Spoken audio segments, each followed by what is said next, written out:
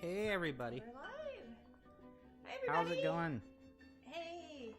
It is Sunday. It is Sunday, the 17th of January. January. In between two Epcot events. I was at Epcot last night for the Pop Gallery, and tomorrow night I am at Epcot with the Wonderground Gallery. So it has been a very busy weekend for us here. Yes, it has been. But yeah, and tomorrow, yeah, it's a good day. Martin Luther King Day. Yeah, tomorrow, and usually they have me do weekends there, so I think it's the only Monday I ever regularly do events on is Martin Luther King Day at Disneyland. And so what we did? How many events do we have left then? That's How many nights at Epcot? How many nights at? Yeah, that's a better way to say it. I don't know. How many have I done? Like 3? You've done 3 so far. Then I think I have 4 more left. I believe. And the whole festival runs through February 22nd, so my artwork will be there all the way through done at both events the whole time. Saw a bunch of Twitch people actually so far at Epcot too. Sometimes I don't even know who you guys are, and then you come up and you say, "We love watching you on Twitch." I'm like, "Oh, I know who you are. I just haven't met you yet." So it's always nice when you tell us in real life who you are, if we know you.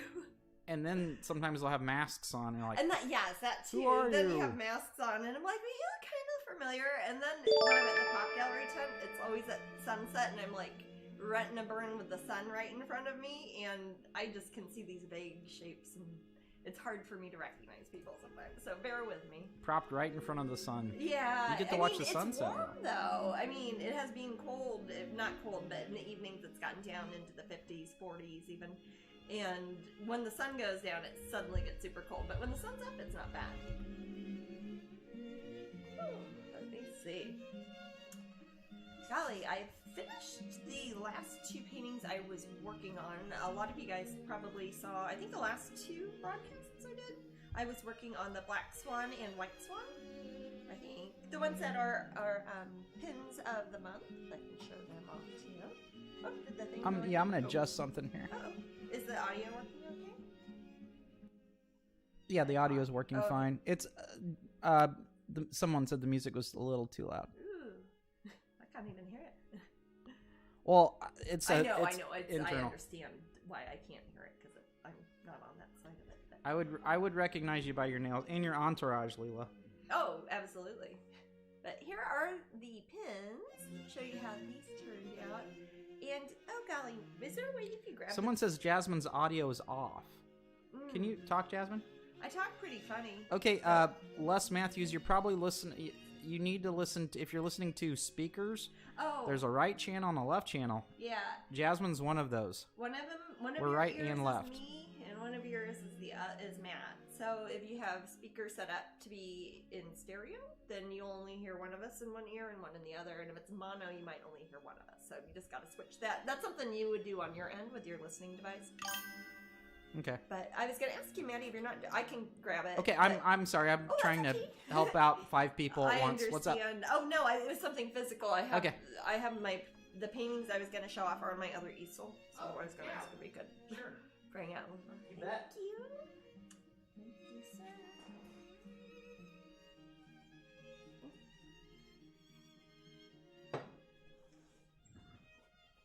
They're all finished. We finished Black Swan. Some of you remember, I think I was working on the reflections in the water last time. And finished this one. Finished the pretty Beautiful. kind of sunset background. They kind of go together too, like if you were to see them.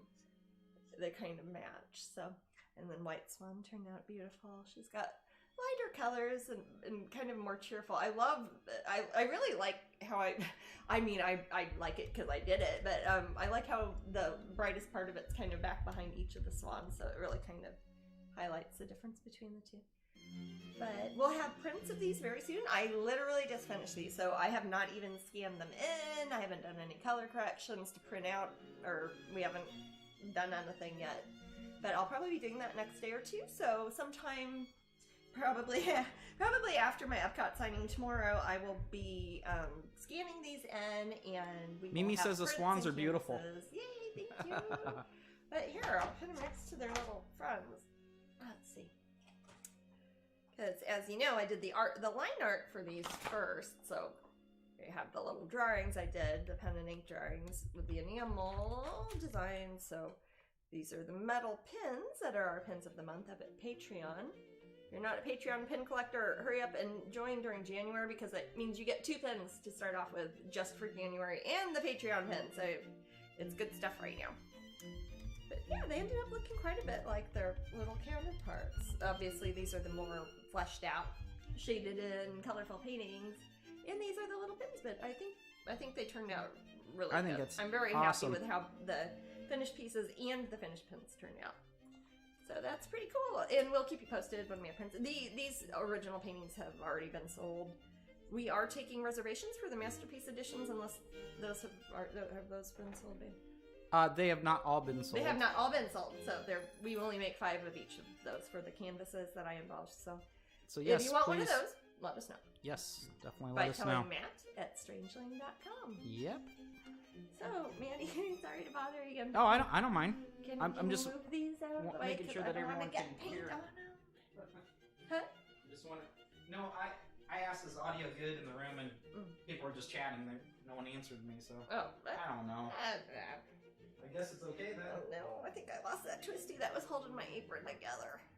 I'm sorry. Oh, it's okay. These aprons are so big. Do you want to take I'll do it when I have to run something off later. Yeah, I will. I buy these aprons and they're supposed to be like one size fits all small, and they're not. But since I finished the swan paintings, I will be starting a brand new painting today. And last time, we had a few people ask how I get from the point where I have the sketch, my pen and ink sketch, and how I would put that, because that was obviously line art I had for the little pins that I already had the designs for. And in this case, I'm going to be showing you guys how I would lay out the sketch that I've gotten from my pen and ink that I've done for Valentine Masquerade, which will be our February pin, appropriately enough. So I've already got a pen and ink sketch. It was just Sharpie on a piece of paper. And I had used that to then fill in with the colors when I did the pin design. So this is just a paper printout of it, so you can see what she looks like. But she'll be a little metal pin for our February pin of the month, and she'll be approximately these colors. Now I want to have a painting, much like how I had the black swan and white swan, so folks can get prints or the original painting or little canvases or maybe even little statues or something, who knows. So I want to have a finished full-scale painting that I would have as prints on my website. So I'm going to be taking my sketch that I had. I printed it out on another piece of paper. I have it on the nice paper that I actually did the ink on, and I'll hold on to that. I might frame it eventually and do something with it. But in the meantime, I've got my little piece of paper, and I've already gessoed this piece of board. This is just a piece of masonite that Matt cut to an 8x10 shape, which is a standard size for a smallish but regular size painting for me. So I've got kind of cut out, not very accurately, I just used scissors, and cut out my bigger sketch down to an 8x10, because I'd like her to be about this size, because I want her to more or less fit on the piece of board that I've cut. And I've got a frame picked out for her, or I don't know. I mean, I haven't painted her yet, but if anybody's interested in the original of this at any point, whenever I get started on it, or whenever, you can email Matt at Strangeling.com, and we can have it framed for you, or you can frame it yourself. And I think I've already gessoed this with kind of a neutral, just grayish brown tone, because I wasn't really sure what I was going to do on the panel to begin with, and I decided to go with this. So I'm going to take a piece of this cool stuff. This stuff's neat because you can use it on fabric, like if you're outlining patterns. It's kind of like chalk. It's like blue chalk that comes on a paper. It's called transfer paper. I don't know if it matters what brand it is. But you can use it to draw on things. It brags on here. It doesn't have wax or grease in it, so it means it won't, you can erase it just like pencil. So if you have a sketch that's on a piece of paper and you want to put it on a piece of wood, you take your sketch, and I'm going to use a piece of tape so it doesn't wiggle around. This is kind of a more boring part of painting as far as preparation goes, but since I just finished one, I figured I'd show you guys how I'd start a new painting. If lot more complicated if it was a larger, more complex painting, not just a relatively simple figure design. But the same principles that I would be applying to this would be something that you could apply to just about anything. If you are somebody who sketches landscapes and you're like, oh, I'd like to put this on a canvas and, you know, paint it on a wall, you can always just use transfer paper, kind of trace on top of it. I'll show you how I do that with a pencil, and then paint on top of that. So I've got this more or less lined up. Again, I just cut it out with scissors, so it is not perfect. It's only for my own reference, so if it is not perfect, I'll just make it up as I go along. I'm gonna sneeze, sorry. Okay. Sneeze twice. No. Okay. Alright. You can get this stuff apparently in all different colors, so you could get it in black or white or blue, yellow, or red. I don't know why I have blue. I think it's probably because I might usually use this sort of thing on a canvas, maybe? I don't know. Something on a lighter color. Oh, sometimes I use it when I'm transferring one sketch from one paper onto like a nicer piece of paper. So usually I use blue for that. And this will probably work. I'll see how it works on here. I don't know. This is different sheets. Okay, Crispy Critter. Oh, okay, I see what they're asking for. They want to know if you would make retractable badge holders, and that might be confusing for the UK people, and it was confusing me. Badge means when I think of badges, yeah. I think of pins also. Yeah, Crispy, they call badges in the UK they call pins badges. So they mean, are they talking about an ID? They're badge? talking about like right an that would hold badge the little plastic part. Yeah, and it would be retractable, but I'm not sure how it would be Jasmine themed. They people make branded ones that have like little round like just a little black circle with like a picture on it. Yeah, I guess so. I don't know. I don't know how to make that, but maybe if anybody knows somebody who makes things like that and is interested in co-branding or licensing a Jasmine Becket Griffith image for it, I would love to talk to them. That sounds cool. You can put it on your lanyard. Yeah. Siren Moonbee says, this is real interesting to see the start. I much prefer the real grit of the paintings in the business. Oh yeah, this is fun stuff that you don't usually get to see. So, also, I'm getting my work done from the day in between. It's harder to kind of squeeze in regular painting when I've got the Disney festivals going on, because it's like every day we've got to either supply them with something, or I've got to be there, or I've got to sign a bunch of stuff or whatever. So you get to see a lot of the things that you normally wouldn't see me doing streaming live. So this is the line design that you've done. Yeah, this is the pen and ink that I did. I've got actually, do you have my, that little flip book I had that has my, I'll sketches try to in it? locate it. We bought it out last time. Yeah. It's probably over there. I'll figure it out. And it's just drawing. Oh, it's right. Is here. it? Okay. Yeah, I bought you a couple, so. Yeah. This is the one. Oh, okay, cool. Yeah, I'll show you, and if anybody's just joining us now, you can kind of catch up and see what I'm talking. These are some of the drawings that I do. Here's the one. So this is the original drawing I did, which is just not super fancy, just pen and ink on a piece of cardstock. 2020, I actually drew this some point last year. So what I've done is I scanned in this picture on a scanner, printed it out on a piece of crappy typing paper, because I'm just going to throw this away. It's not for anything good. And I don't want to ruin my sketch, because I might want to use a sketch for something, or I might put it in a nice frame, maybe give it as a prize, or I'll put it on my website for somebody to buy. I don't know. But at any rate, might as well keep the nice piece of art nice and just scribble on this one. Sort of like if you have a nice coloring book that you don't want to ruin, and you like scan in the pages and color them in instead of, or put it on a different type of paper. So I've lined this up on a piece of masonite that I have gessoed already. I did that after it was cut into the 8x10 square. I have a combination of just plain acrylic gesso that I have mixed with some brown, raw umber, Payne's gray, mix them all together, and I make this kind of sloppy paint mix that I mix with the gesso. And that gives me a nice kind of slightly textured surface, so it's not completely like glass smooth when I'm working on it. It'll give me some tooth and something for the paint to kind of grab onto once I start kind of dry brushing on there.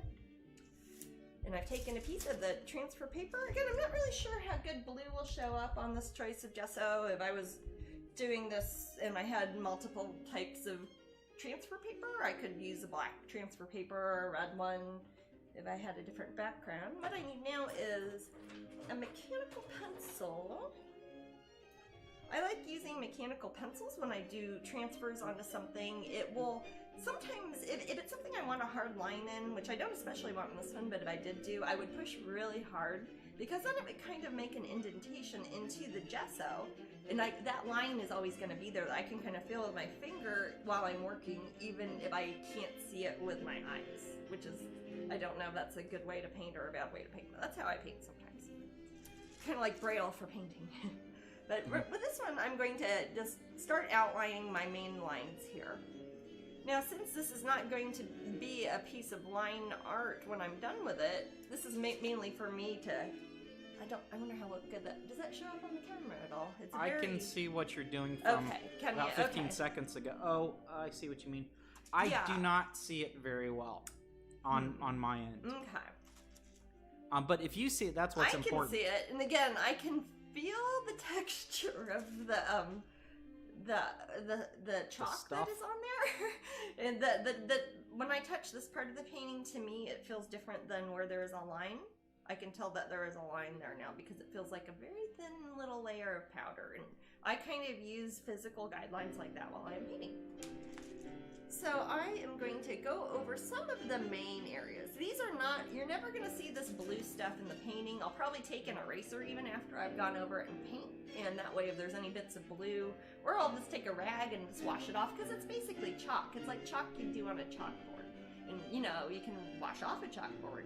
So I don't want to smudge this just yet, but until I put down some paint on top of it. So basically, they're kind of like rough guidelines? These are rough guidelines because it only really works with a painting like this because I already have a design that is going to be a pin, and I want the painting to resemble the pin. It's not like, oh, I kind of like this pose, who knows what this is going to turn into. I already kind of know what this painting is going to turn into because I've already done the pin design, and the mold is being made right now, the little metal thing that will be coming in the mail to everybody in February.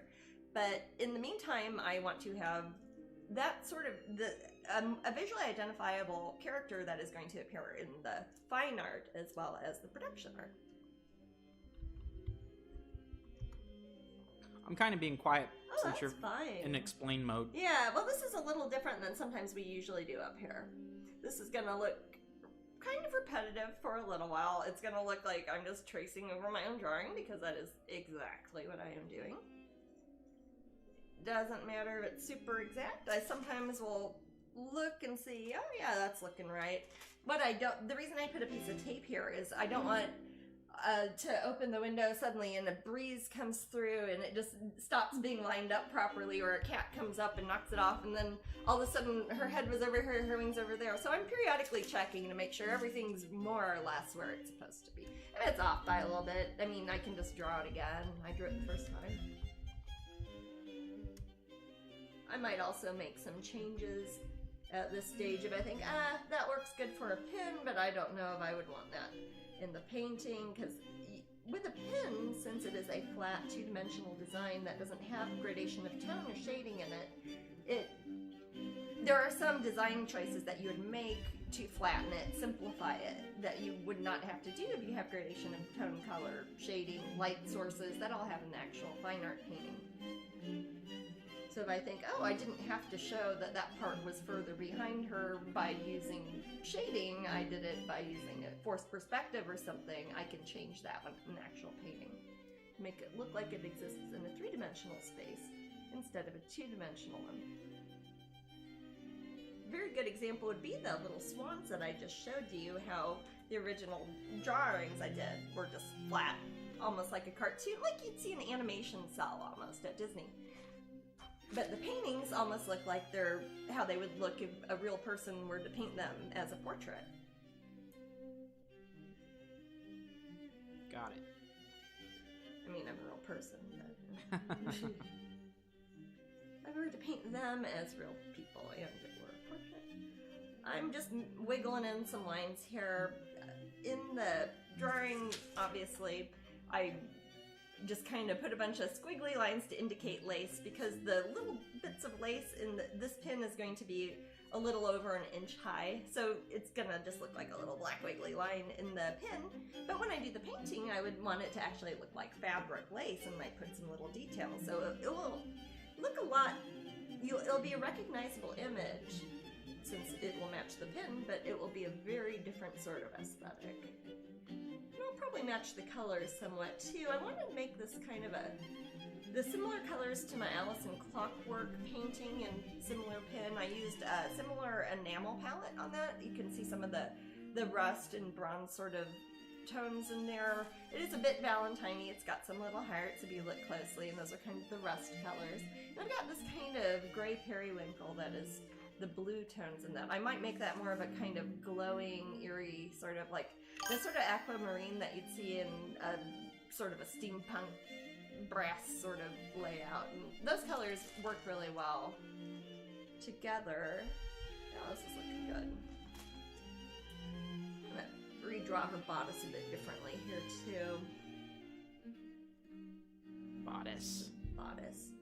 Well, when it's designed as a pin, for example, if you look at it, I didn't want it to necessarily look like cleavage, but I didn't want it to look like she had an outfit underneath, so it's like it starts turning to that cream color from her skin tone partway through, but when I'm actually doing this painting, I can make it look like she's got, like I have like 6 different layers of clothing on at once, or different fabrics, so you can tell that one's lace and that one would be, you know, nylon or something.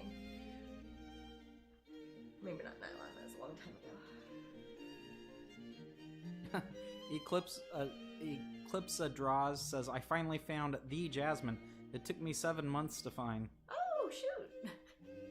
Are there fake Jasmines out there? I don't know. Well, thank you. I'm happy that you found me. Thanks for joining us here. We are up here every Sunday, just about. Usually at the same time, 3 o'clock Eastern Time, which is noon Pacific Time, and currently 20 OK UK time. Gotta always mention the UK stuff. Well, how many people in here who are regulars even are from the UK? About 4 or 5. Yeah, it's for you guys, in case you forget what time it is. In Ocala, Florida, we were in the low 30s this morning. Ooh. I guess we were the same. I mean, Ocala's right there. Well, yeah, I think when I checked, it was like 30, it wasn't 30, 39, I think was the lowest we got. But it's, even Matt was saying it was cold. So I've actually got sleeves on today, man. Yeah. But I'm wearing shorts. You are wearing shorts, to be fair. I've got like sweater stockings on and like 6 layers. I don't like when sometimes it gets warm and sometimes it gets cold. If that's the case, I'll wear shorts. If I know it's going to be cold for 3 weeks straight, I'm gonna wear pants. Well, that's the thing. It might be 80 like in a couple days. Who knows? It was Nigel like says last week. More than we think for the UK people. Thanks. Because they're sneaky. They're sneaky bastards. No, sorry, I don't mean to say that. Yeah, that's it. Okay, that is not bad as far as my cursing goes. No, it's not. And I've been at Disney, so I've been very careful not to curse at people because it's a very family-friendly environment. And lots of kids. Lots of cursing kids. It's our... I don't think we've necessarily made any official... Well, you mean family-friendly environment at Disney? At Disney, yeah. That's why I don't curse, for example, at Epcot. Whereas if I was at my own gallery, or at I don't know, Dragon Con or something, I might sometimes not be as. I don't know. Bob Help says I don't wear shorts anymore. Pants year round. Yes. I just like to see I my thought you meant legs just every like now and then. nothing. Huh? I like to see my legs. Yeah. Like, oh look, there's my legs. I like seeing my legs. Sometimes I dance around. Right now, huh? You know, I just like to show myself a little leg. Yeah, you know, before you get in the car. Oh yeah. Yeah. It's like, Oh, hey, it's drive me. this person to the grocery store. That's just great right there. Mm-hmm. even though it has been chilly at Epcot during the Festival of the Arts, it has not been rainy when I have been there. Rain is a deal And for breaker. that, I am grateful, especially this year, since I am not, due to the COVID restrictions, I can't be indoors, it has to be outdoors. I don't know what I would do if it started raining. I have to stay outside with artwork. Yeah, that sounds great. So, Tigger says, has Jasmine enjoyed her time at Epcot very meeting much. fans again? Yes. What are the differences than in the past? Oh, let me see. Well, it's interesting because the last show I did, of course, last year, before everything got canceled, basically, was Epcot's International Festival of the Arts. That would have been last February. And this year, it is the first thing I've done since the pandemic started. So it has been kind of strange for me, as I hadn't really talked to anybody other than Matt or going to a doctor or something for almost a year in person. I didn't really go to stores or anything. So that has just been strange, getting used to making small talk with people again. But it has been very nice to just getting used to maneuvering around people and seeing people moving about is not something I've seen a whole lot of lately. And that's very different than usual at Disney. It is less crowded because they are under restricted attendance, or whatever they call it, when they limit how many people can be in the park at all. So there's only so crowded it could get. So that's different than some years when it's just, massive craziness. But we've had pretty good lines. Nothing that we haven't been able to handle, which is good. I have problems recognizing people. I have big problems recognizing people.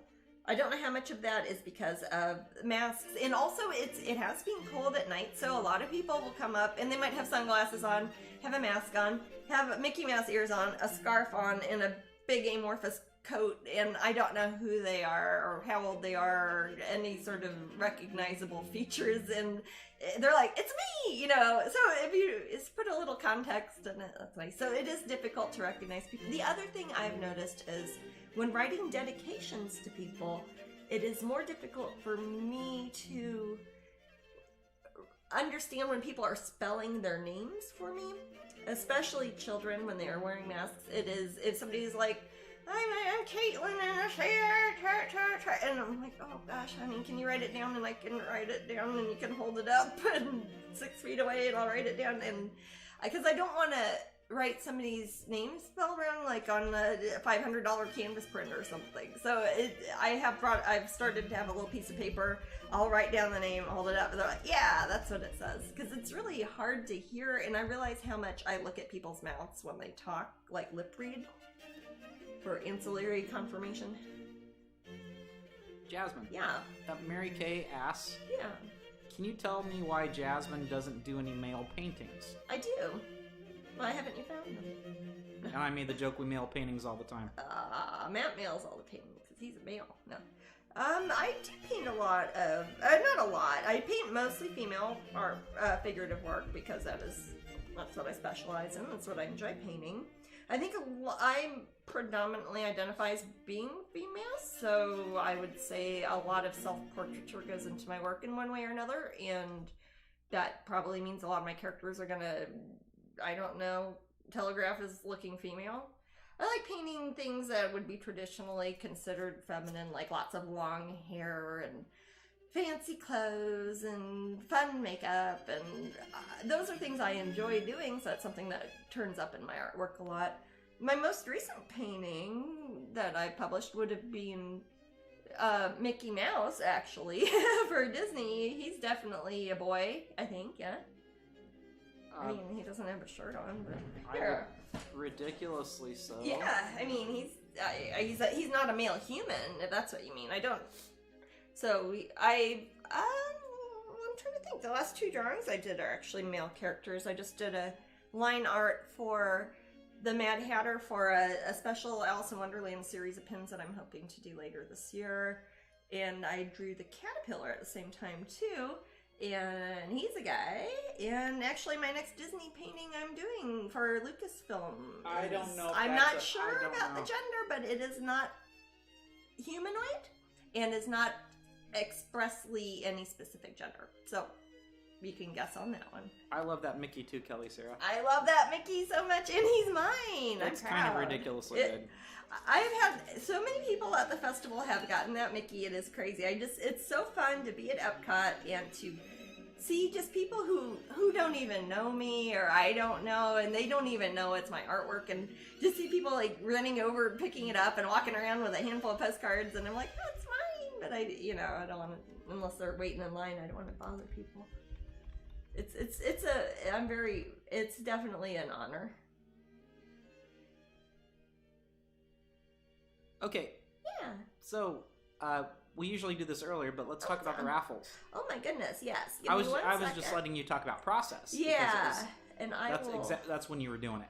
Let me finish transferring down these little hearts real quick. They don't have to be exact. I'm probably going to redraw them when I put the paint on it. I just want to try to make the same number of hearts. So like if I do the painting and if it's a character, I might have recurring, because she is a character in an older painting I did maybe 15 years ago, Jesus, called Valentine Masquerade, also, where she's standing up and has a different color palette. She's got like white hair and like a fancy masquerade dress. But okay, that's more or less right. Actually, I'm gonna change that a little bit, make her hand look a little bit more natural in the painting than in the line art here. Make her arm come up. Sorry, I don't mean to talk. And I will show the prizes in Siren Moonbee is asking how UK people can get the Mickey. Well, you can get a friend that goes to Epcot. You can. You also remember each one of our raffles. Yes. But the most important way you can get it, and it's now, is at your DW store, wdwstore.net. Okay, you have that link. They've got them up there. They might not have them in stock at the moment, but you can add it to the back order. And that means next time they go to Epcot, because they are a shopping service, they will say, wow, there are 25 people who want this on back order. I will get 25 extra ones. So if it is not listed in stock, then say, notify me when it's available. I will put because those will be available at Epcot and after Epcot throughout the rest of the Disney parks point of purchases whenever those are reopened or moved about or whatever Disney's up to right now. But in the meantime, you can place your orders there. They will ship internationally. Mickey needs to be a pin. Disney needs to get on the JBG pin train. Your words to Walt's ears, right? Is that what people would say? I suppose they often say God, but Walt is up. Oh, whichever. Yeah. Yeah, I mean, like, as far as Disney would go. But I'm almost done with this, and then I will show the prizes. I just want to make sure that these kind of line up. And if I move my hand, they might not line up if it wiggles around. Now, it's funny. I don't even have any lead left in this pencil, because I ran out partway through, but it doesn't matter because it's still pushing down. This is kind of like using a piece of carbon paper. Yeah, it's still pushing down. Okay. Set that there. Prizes.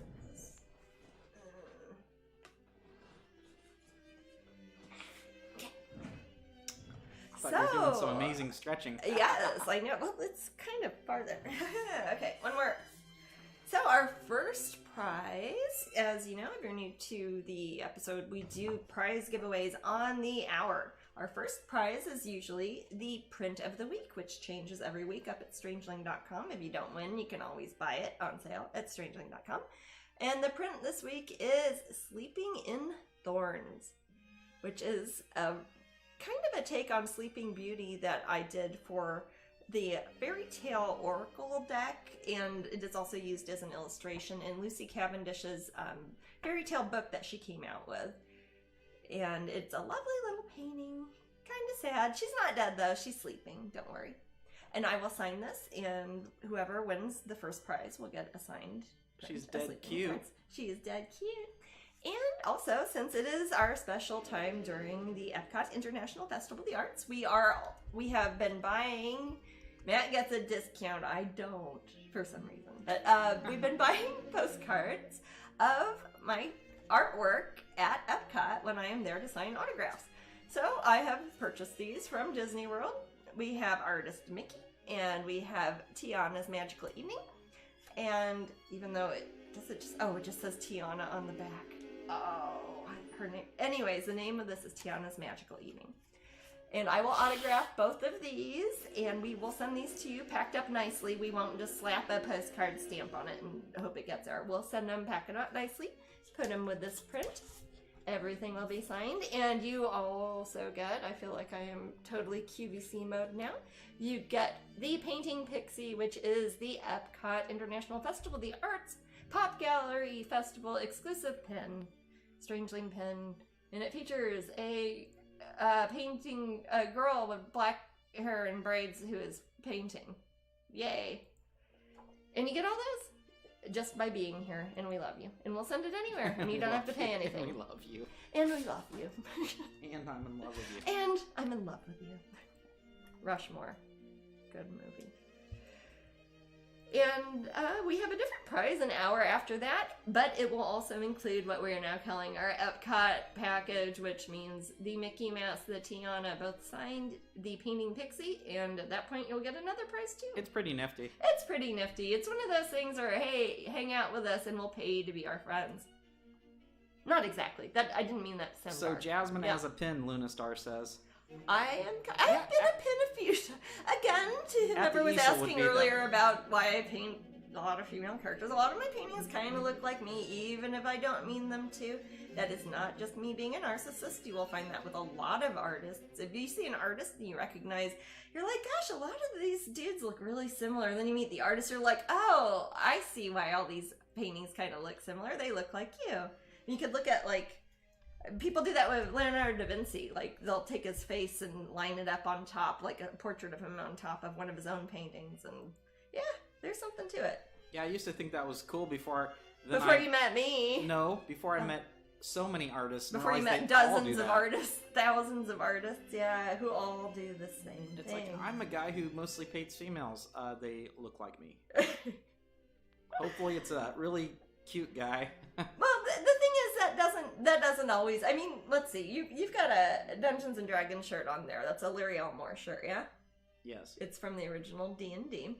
If you look at Larry Elmore's drawings or paintings or either of some of his characters, I wasn't going to draw distinctions between different time periods of his life with different characters, but a lot of his male characters tend to have similar characteristics to Larry, similar facial hair, things like that. I know for a fact there are some pieces he did, I think in the 80s, where he used Betty, his wife, for a model. So some of his women characters he paints tend to resemble, obviously he's got a type, his wife. So, and the male characters can look like him. I don't know if it's just like what you see all day. With me, sometimes when I do figure studies, I'll make Matt just take pictures of me because I'm a free model and I'm always here. And then all my paintings end up kind of shaped like me, whether I want them to or not, because that's how I learned to draw people. I need to get one of those cameras that has a really loud, quick shutter sound. Why is that? Because you're the model. Oh, because I'm a model. And I'd be the photographer. Oh, gosh, yes. So, Jasmine, Rodney the Painting Pixie. What's that? Does the Painting Pixie have aspects of you? Kind of like you're talking about. Yeah.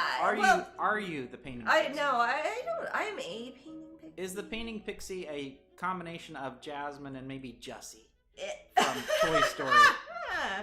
You know what? When I wear my hat and boots, I've got like a sun hat and I've got some vaguely cowboy-looking boots. All you need is people the red hair. always tell me I look like Jussie. You do. You tell me that. Cast members do that all the time because cast members like to say things like that. Because she's so cute. I always give her a hug. But no, it is not meant to look like Jussie. Just, I think if you have a small cartoon girl with big eyes and put braids on it, it looks like Jussie from Toy Story. Big, round eyes. I like Jussie from Toy Story. Even there's that sad part in Toy Story 2. I'll make up for it. Jesus. And that scary part in Toy Story 3. I'll make up for it. Remember, that was like one of the most times I was scared at a theater. When they're gonna go in the incinerator. Well, you told me not to mention that to you again. Oh, sorry. No, I need to connect with that to, no, this isn't a sad painting. See, Val Blue was dressed up as Jessie for Halloween. Oh, that's a good costume. That's how. If Jasmine dressed up as Jessie for Halloween, I'd probably pass out. I'd probably have to fan myself. And I usually don't like I'm usually not a fan that way, but I like her for some reason. She's just really cute. I like her. She's fun too. She's energetic. Yeah, she's enthusiastic about things. She's kind of tough in some ways because she's a cowgirl. But she's also emotional. Yeah. And that's where we're different. Just kidding. All right. So, Jasmine. Yeah. I recently, because I saw your cool mention of it, I believe it was on Patreon. I recently downloaded an app. Did you? Yes. Like an app on your phone or device? Yes, on my Android, iPhone. iOS, or Google Play? No, sorry. Yeah, but I did. Oh, you and did? it was the Lucy Cavendish, Jasmine Becket Griffith, Alice Oracle deck done in such a way that it was on my mobile device. Oh my gosh. And I can do readings, and I can email those readings to my friends. I can do readings for friends, and it's really nifty. That sounds pretty cool, Matt. Is there a way we could tell people that they could find this app? Let's check it out. Maybe there is. Ooh, I like where this is going. Let's see if that's the case. Alrighty. Give us a second, guys, and hopefully this works perfectly. Okay. Yes, you're in for a treat.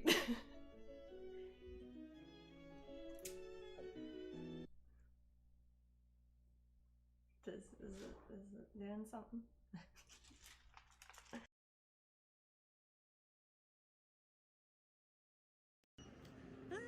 Blessed be everybody. Hi, my name is Lucy Cavendish. I am the author of Alice, the Wonderland Oracle, and I'm currently on the road. And one of the things about being on the road is I never know which oracle card decks to take. So that's why it's really great to have the app with you. Alice, the Wonderland Oracle is about to come out as an app. It looks beautiful, all the images shine so brightly through the screen, and you can keep a diary of all of your readings. Do try it out, I hardly recommend it, and it's lightweight, wonderful, portable, take it anywhere, including on the road, on journeys. Blessed be to you all, and enjoy Alice, the Wonderland Oracle, especially good for times like this when we're going down the rabbit hole.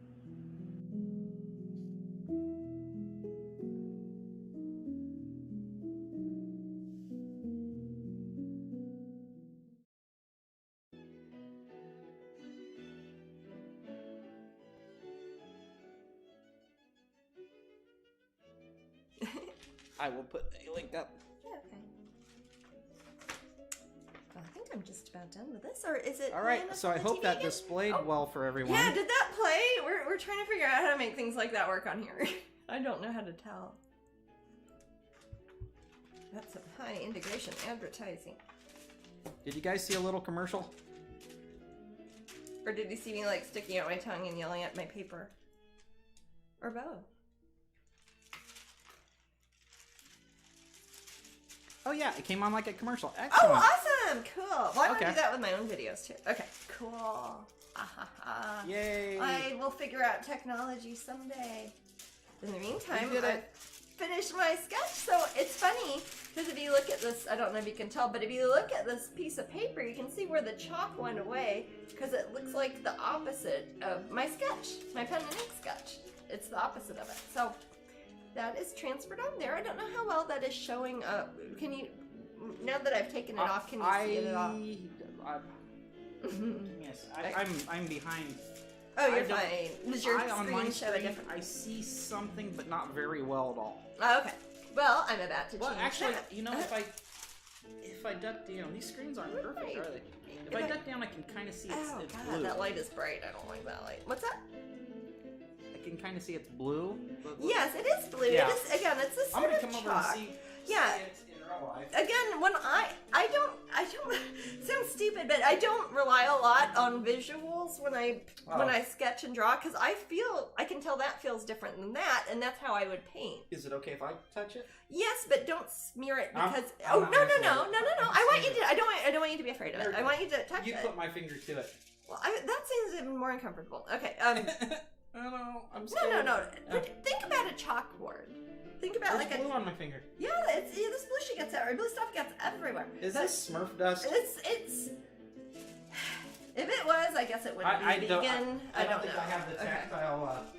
No, that's because you probably rely on your sense of sight more than I do as a visual artist. But anyways, what I do at this point, usually I don't take the extra step of transferring a sketch that exactly. Usually if I was not on broadcasting right now, I'd probably just look at it and scribble it, and it would be a mess, and it would probably take about the same amount of time, but this is probably more interesting to watch, and this will make it so that the painting will even more closely resemble my original sketch, because I literally traced it down. Now, if I wasn't going to do that, if I was just going to start sketching just right on this without doing it on paper first, if it wasn't going to be a pen, for example, why would I bother drawing it first? I mean, lots of people do that, but I don't usually. So I am going to get a skinny little paintbrush, because that is usually what I would do my sketching with. Again, I've got these little skinny, these are just crappy little $1.99 paintbrushes. They are vegetarian fibers, meaning they're not made out of dead bunnies or squirrels. They're made out of golden tacklon, which is a type of synthetic man-made nylon sort of fiber. So what I'm going to do now, since I have the little blue lines, I want it to be darker. Not that I want these lines to show up, but I want these lines to be permanent on here. So I'm going to go over it with dark, and that will help it show up on the screen too, which is just a bonus. I'd be doing it either way. So when I have that done, I will take an eraser and get rid of all the blue stuff, because as Matt pointed out, this blue stuff goes on everything. It's powdery, it's weird. That's how I can feel it though. If, for example, I had my eyes closed, I could probably still do the sketch in paint on top of this at this point. Hopefully I'll never have to do that, but if I was distracted, if I was trying to do a phone conference at the same time, I can totally do that. Multitask. So I'm going to take some Van Dyke Brown, probably mix it with some Payne's Gray, and I'll start doing my outlines. Someone was asking how many Smurfs it takes to create the sheets. It takes a village. It takes a village. That's a pretty funny joke. Sorry. Oh, that's good joke. I made a joke that you got it at Gargamel Art Supplies. Oh, yeah. It takes a village. I like that. Well, that you know wins. what? The Smurfs is a show I've actually seen, so my jokes can land on them. Well, so do you know who the strong one is? The strong one? That's who I am. I don't know the Smurfs very well. Hefty. Hefty. Well, people in the room told I did me. know that. I forgot. I remember Vanity. Vanity, yes, he's the one who had a mirror. Oh, I was thinking about him because I'm going to be doing the Vanity is the last of my 7 Deadly Sins paintings, and I was thinking about Vanity. I was thinking about people. I was thinking about like Prince's protege, the singer. Yeah. Her name was Vanity, and I thought about on the Smurfs. And I was like, well, I don't want to like include those. I want a more abstract idea of Vanity. I was trying to think of things that were the name. Yeah. But I'm hoping to get that done for the 50th anniversary showing at the Corey Helfer Gallery. It's their 15th anniversary, and they're having a group show, and they'd like everybody, all their usual suspects, all their wonderful brain trust of artists there that they have. Everybody is going to have a painting of about 16 by 20 or even larger. And that is the size I typically do for my Unseelie Court. And I have, as many of you pointed out, 1 more left. I've got 6 of the 7 Deadly Sins completed. So Vanity is next, and I think I might be doing it for that show. That should be fun. And if so, I might be working on it here at Twitch. So now you're seeing, it'll probably take a second before it shows up. I don't know, Maddie. But might be seeing the lines start to show up a bit more as I follow them with my I definitely see it now. paintbrush. And this, again, I'm just kind of going over this for my own use. You're not going to even see these lines, probably, not in the way they exist now in the finished painting, because I don't want the painting to look like the pin design. I want it to look like, as much as these little swan illustrations look like the actual finished paintings of the swans. So this is for me, basically, to have kind of a ghost image of what the pin design looks like. So when I am going through to create the fine art version of it, it will proportionally be very close, and her expression will be pretty close. You can see how things change from one to the other, as many people have pointed out. Like the Painting Pixie painting is a little sweeter looking than the mischievous, grumpy little pin, and it's all, you know, tiny little line of eyebrow that is a 0.001 inch made out of a metal stamp or whatever, is different than when you put it on a piece of board and start putting different colors. But same basic picture, same basic character. We are just a few minutes to raffle. Oh, yes. Exciting. Sophia Wall says, do the event pins ever sell out before the event is over, or are there generally some left over? I think it's usually lined up really close, like shockingly close. But what we have done this year, I think, is we have figured out that if they did run out, if we had to, we could somehow offer a, like, to mail it later, like take a rain check, because I have some others that could be taken out of storage, depending how late we run out of them in the festival. It takes several weeks to get to get the mold out and do more of the actual metal molding and enamel molding and all that. So I'd have to kind of know if we're starting to run out. Then I like a few weeks at a time. So we'll see how it goes. But in the past, it's been pretty close. Yes. Similarly, like we always have in July when we do the anniversary pins for Strangeling, we've almost always had like almost exactly the right amount.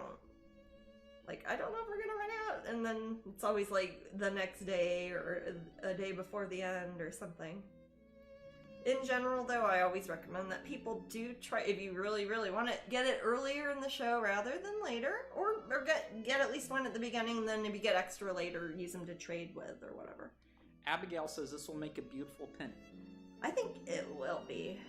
And then Mortzella says, does Disney give you options on what you can paint, or do you buy the rights to paint what you do? Oh no, Disney's never going to sell rights to things like Mickey Mouse. Disney's always going to own the rights to Mickey Mouse. That would be sweet. Yeah, oh yes. How much would those? If May as Disney well did just sell give us the the rights rights, to it'd the probably Beatles. be in the billions of dollars to sell, maybe trillions. We couldn't like afford Mickey. it, is No, what I Jasmine's couldn't. saying. No, We'd have to I didn't buy couldn't Disney. afford paying anything for that. But no, what I work for Disney as an independent contractor, and that means that when I work for a couple different departments for the creative side of things. One of the things I do is the fine art for Wonderground galleries and some of the other points of purchase around the theme parks for souvenirs and merchandise lines. And what I will do is Disney will say, hey, we would like a couple of paintings from you, Jasmine. Are there any ones that you've been thinking of? And I'm always thinking of things, and I'm always listening to suggestions, and I typically will come back to Disney with like, hey, here's 45 ideas I have. What sounds good? They will then think, okay, this is Jasmine, her artwork usually looks like this. What would her art look like if we were to imagine one of her fairy characters with those proportions? What would a Mickey Mouse look like that? And I'd be like, okay, Disney, I'll draw you a sketch. And Disney will give me a contract to look at the sketch.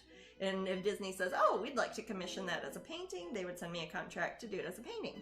But there might be 30 things that are also in that same list that they're like, oh no, we're not taking any more Frozen for souvenirs right now. There's too much Frozen. Or these are just examples. These are not real things that they have said.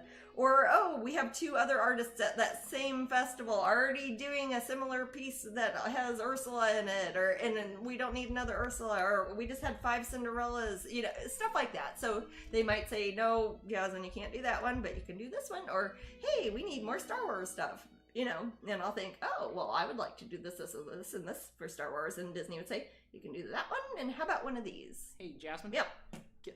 Rice Neon was really sad they couldn't see you at the Ren Fair last year. Oh, no. So I gave sad them I a little didn't hug, get to a go. virtual hug in the room. That was one, not only was that from a working point of view, I've been going to that Renaissance Festival since I was a child every year. It also is the way we make money. Yeah, it's also how we make money. It's how my sister's family makes a big part of their money every year. And yeah, that's been really sad not having that. And I'm looking forward to when that's going to all be good again. So Jasmine, yeah. 2 questions Yes. real quick. Absolutely. Because I want you to touch on one, if you can. But not the other. Girl in the Mitten, that's Ashley. What's on Jasmine's Disney list that she hasn't done but wants to? And someone's asking about Moana. I would love. So, can you explain a few things, or lots of things? There are a lot of different things that Disney have special permissions because there are other people involved with them. Things like if it's a Tim Burton project, obviously Tim Burton's people are involved with it. Something like Moana is there are writers that are involved that have different specifications on which departments are allowed to work on different parts of it. So, for example, Moana is from Oceania, of course, it's New Zealand, and they try to, in that instance, give artists who are from Australia, New Zealand, that area, opportunities to work on those characters before some, Florida girl who could just paint whatever do those. So Moana, I don't see happening anytime soon since there are a lot of special restrictions and there are other people involved in those decision-making processes. But there are a lot of characters also that I want to, and I still ask for stuff all the time, and they just probably are tired of me asking for Lilo and Stitch, and it just, I might just get to do a Stitch, we'll see. But once I regularly ask for and have not yet gotten permissions for are anything Marvel. I think also for similar reasons, because Marvel is a property that Disney acquired after Disney was a property and Marvel was already a property. There are additional permission sets and additional contracting things that go with that. So if it's something that I think might take 18 months before I get a thumbs up on, I might be less likely to pursue, hey Disney, how about this, as opposed to something I know Disney can say, oh yes, that's Tinkerbell, we got this, and Even with Tinkerbell, the J.M. Barrie Foundation, which is actually a benefit for the Great Ormond Children's Hospital in London. It's that hospital that's over by the British Museum.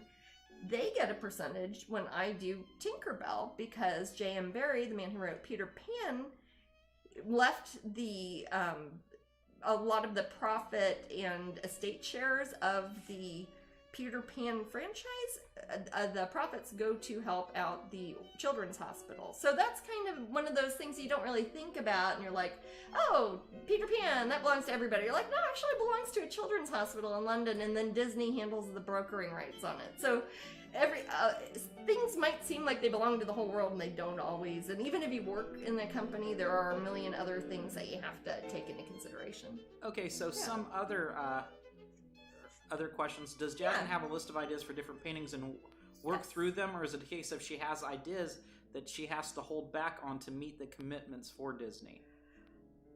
With Disney, every single piece I do, whether it's a sketch that I'm proposing to them or if it's a finished painting I've done for them that I'm going to do for them, has to get a contract that initiates with the Walt Disney Company first. That comes to me. It says, Tinkerbell, draw us a sketch, Jasmine. Billions of legal words that go on for pages, and then I do the sketch. And then Disney sends me another contract. Jasmine, we like the sketch. Do the painting of the Tinkerbell. And that contract, and it originates at Disney, and then I do it. And that contract with the final artwork will have a deadline on it. And that will say, Jasmine, we like your Tinkerbell. Can you do this by tomorrow? Let's say. No, and if they said that, Jasmine won't stay up all night. If they said that, I would stay up all night, yeah. But they'll say it, and they'll say what time, and that is something that is deadline, because that is contract work that has a final thing. If it's something I'm doing myself, I'm like, hey, I want to paint a Valentine fairy. I can do that whenever I want. That's all right. Jasmine's my boss then. It is time to do the raffle. Woohoo!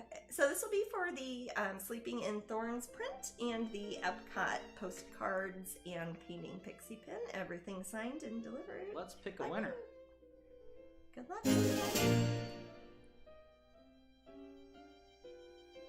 Come on, I did my magic noise. I heard a magic noise. I heard it. Lenian 77. Who is it? Lenian 77. Cool. Congratulations. Alrighty. I'll put that info. Some of the other suggestions were people were wanting Lilo and Stitch. Me too. Again, Lilo has special permissions Merida. too. So Merida, I Disney actually had me do a sketch concept for Merida earlier this year, but it was not one that they sent me a contract to do a final painting for, at least not yet. So we'll see. The Merida was super cute. Corpse Bride. Okay, Corpse Bride is not a Disney Disney movie. Sorry, it's a Tim Burton movie, but it's not a Disney movie. Harley Quinn. Harley Quinn is not a Disney property. That is a DC property. SB Reynolds said Harley Quinn is a DC property. Yeah, I have done some DC projects, not much, but when I have done... Both Lilith's ones weren't Disney properties. What's that? Oh, Lilith Stormy, she wanted Harley Quinn. I'm sorry, honey. There might be other times. I might do those for. I might do those for other companies, though. For example, I do work for DC. It would be awesome if you got some DC. And I have done before. I did some Batman stuff for Bradford Exchange that were co-branded. It unfortunately came out the same day that Adam West died, so we didn't. That was very, very. It was very sad because but he liked it. He liked it, and he signed off on it. And then I was like, I don't know if I would feel comfortable promoting this on the day that he passed away, even though he gave contract permission through DC, through Bradford, who brokered the deal on a co-brand with Jasmine Becket Griffith, and then it fell apart. But in the future, I might do a Harley Quinn if DC would like that. I would like that. I would totally paint her because a lot of people have asked me. But that's not something Disney would be able to get permission for unless Disney buys the rights to DC. Wink, wink. We'll see. But yeah, it's I know you guys are hungry for Jasmine style. So many things. I am too. Yeah. Well, me too. And again, if I wanted to do, I'm things still like so that, happy you got to do Leia. Fun. I was so happy I got to paint Leia, and similar actually, kind of with Adam West. I was really happy somebody sent me a picture of them wearing my fan was wearing one of the Leia shirts of my artwork from Disney, and they were at a convention meeting Carrie Fisher, and she is like pointing at it, and that was awesome. I was happy. There's something in me that made me really happy that she got to see it before she passed away, if that makes sense. So that's a good example with Lucasfilm. At that time, Carrie Fisher, when she was alive, asked that there be a moratorium, meaning knock it off, stop it, don't do any more Slave Leia paintings. And I very much respected her decision on that, so that was not one of the concepts I put forward. She has negative memories of that part from when she was a teenager, and I understand that. You know, when I saw that scene as a child, yeah. I was just grossed out because Jabba was yucky, and I felt so bad for her. I did not think of it as a. I felt bad for her because I saw it as an adult. And I was like, "Oh, you poor thing. What are you, 17, honey?" You know, thinking of the actress. That's so I don't. But she's awesome in so many parts of those movies. In really kind of a powerful character. 3. Yeah. So. And in the painting I did of Leia, so far the one I've done for Disney is her when she is actively taking over the Death Star. She's got her laser gun. She's got R2-D2. She's kind of a badass in it, and I really like that portrayal of her. And it made me happy that Disney was on board with the ideas behind that. Yeah, when they're about to escape the Death Star, when they're actually they went in to rescue her, and she's helping them escape. She's covering them with her own laser blaster. Yeah, exactly. Because she does that sort of thing. And I was just so happy that when I saw that she got to shortly after, you're a little short for a stormtrooper thing. Yes. Insult poor Luke coming to save you. I'd like to see him in a bikini at 17. I would too. I'm not joking. Oh, Mortzella says, Wreck-It Ralph. Wreck-It Ralph would be fun. The girls from Sugar Rush, yeah? Vanellope. Vanellope, yes! Tell me that she already doesn't look like a Faces of Fairy. I mean, really. Sarah Silverman. Yes, that is Sarah Silverman. But Jasmine is, there are so many, that I can't really talk about. There's so many sketches and things that I've seen Jasmine do, because I'm kind of, I'm here. Yeah. And, that are just, they're just here. Yeah. I don't know, and I can't really talk about them. It's so weird. It's true, and I think about that, especially with the Disney things, because I do have to sign non-disclosure agreements and stuff. And when I do a project that doesn't eventually turn into something, it's like I got all these legit contracted sketches from Disney that I can't do anything with. So it's kind of weird, but it's also, I mean, the reason I do this for a living is because I enjoy making artwork.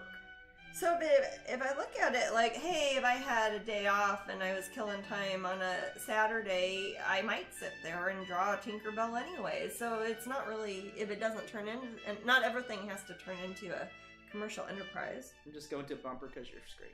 Oh, I'm sorry. Oh, it's not you. Was it my screen? Like a picture? We want to see you paint. Oh, is it my hand? Oh, yeah. Okay, gotcha. So now it's going to fast forward to all this. Oh. Sorry, guys. Thank you. I don't know what's going on. You're going to see some progress. That well, of course, we'll show that scene again when or not scene. We'll show that bumper again later, so people can look at Sleeping in Thorns. Oh, does it show that picture, the friend of the week? Yeah. Oh, cool. Yeah, in the pins. Oh, and of the gotcha. month Yeah. That we will be putting on the website very soon, guys. Oh, and that actually, I should address that because that will be our next giveaway on the hour. It will. You get a. You'll get the. You get 3 pins, and then you will be getting and 2 postcards. Yeah, you get the 2 postcards, and you get. We're gonna give you one of Black Swan pins and one of the White Swan pins, and I will autograph those. You Patreon people, obviously, you get these already if you're a January pin collector member, but this way you can get extra ones and you can trade them with your friends, and I will autograph these ones. So that will be our prize in coming up in about 50 minutes or so. So Jasmine, yes, have you ever thought of doing horror character versions in your style, like?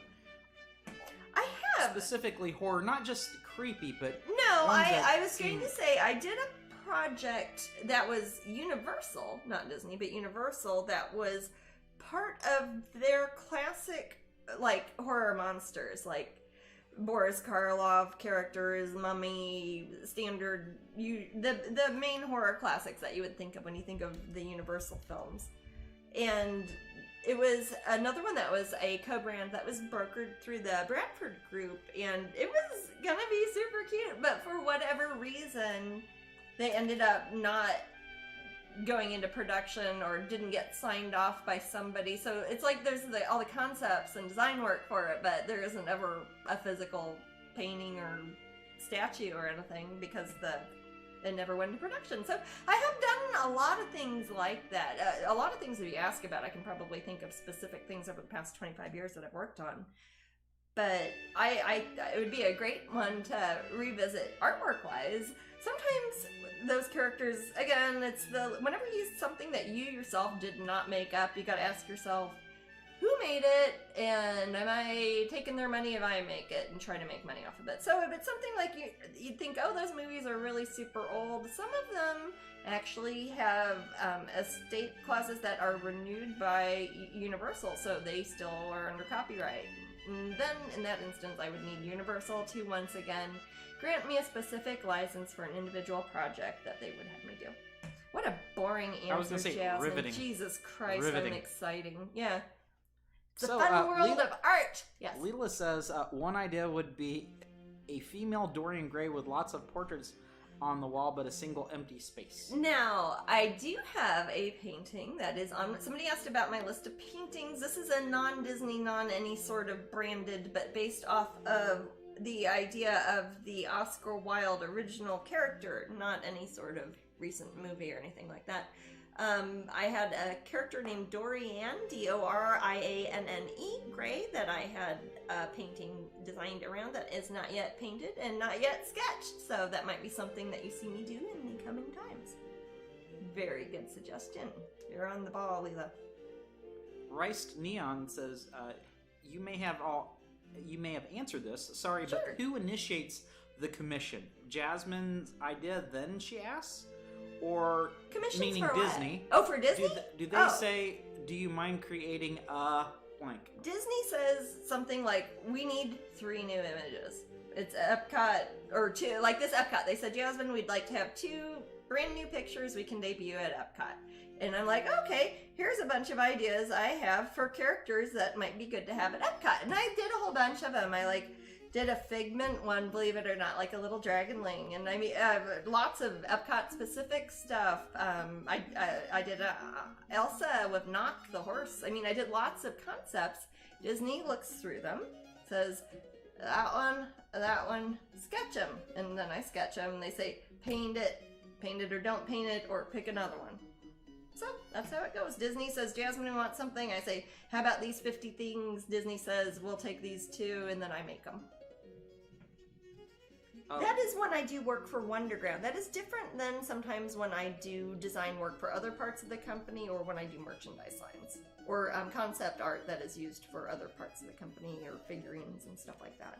So Lilith Stormy says you could gender bend it and make it cute like Pinhead or Freddy. Explain why you can't just do Pinhead or Freddy, even if it's gender bent. Even if it's gender bent.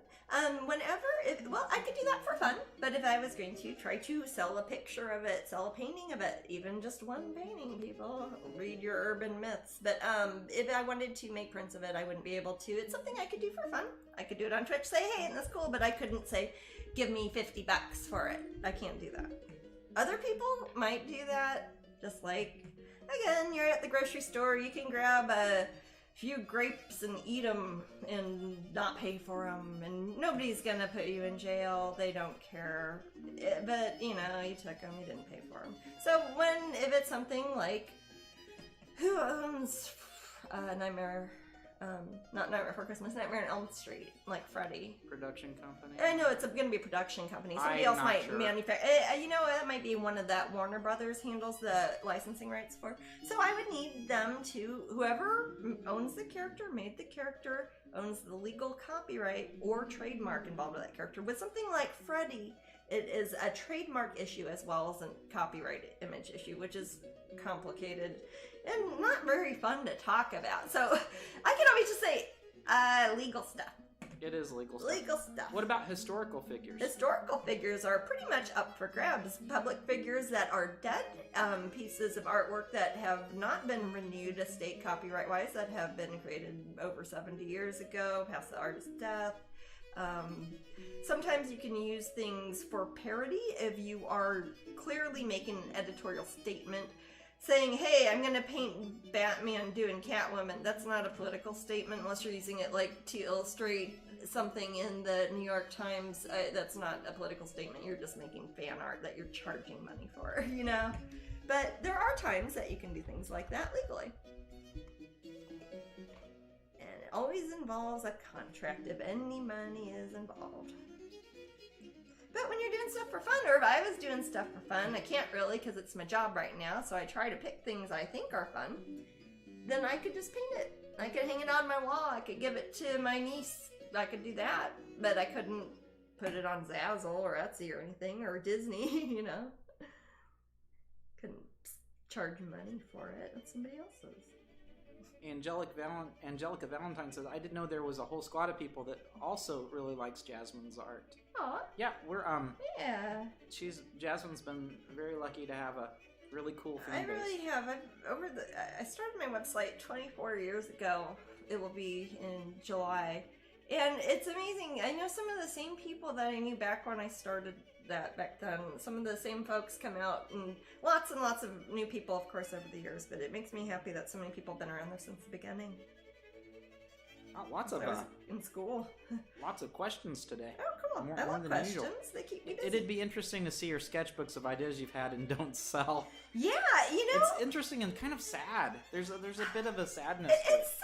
I mean, a lot of the thing is, it is genuinely fun to try to come up with new ideas for Disney stuff. It's fun, even if they decide that they want to end up contracting 1 out of 10 suggestions or even 10 concepts I draw.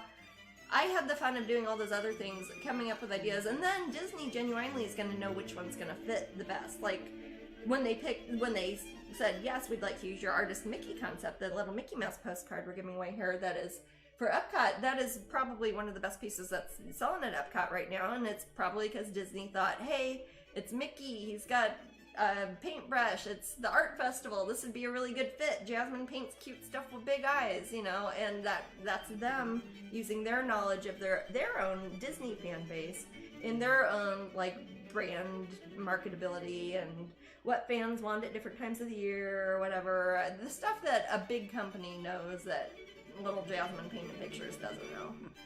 Jasmine, Rice Neon asked, awesome, thank you. Did Disney make you sign a non-compete? How many years have you been with them? And was Disney your childhood dream? No, I do not. I am an independent contractor, so no, I do not have a non-compete with Disney. I'm not a cast member. I'm not a staff artist. I am my own brand that co-brands and works as an independent contractor also for the Walt Disney Company. I've done work for, let's see, the first concept art I ever did for Disney, like licensed, co-branded stuff, was in 2005 or 2006.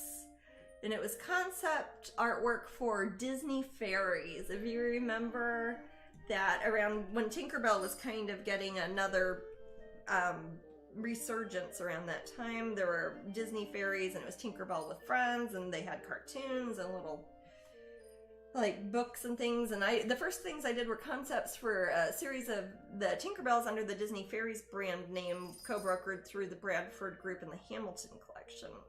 And that was, about 15, 16 years ago. Snag a statue?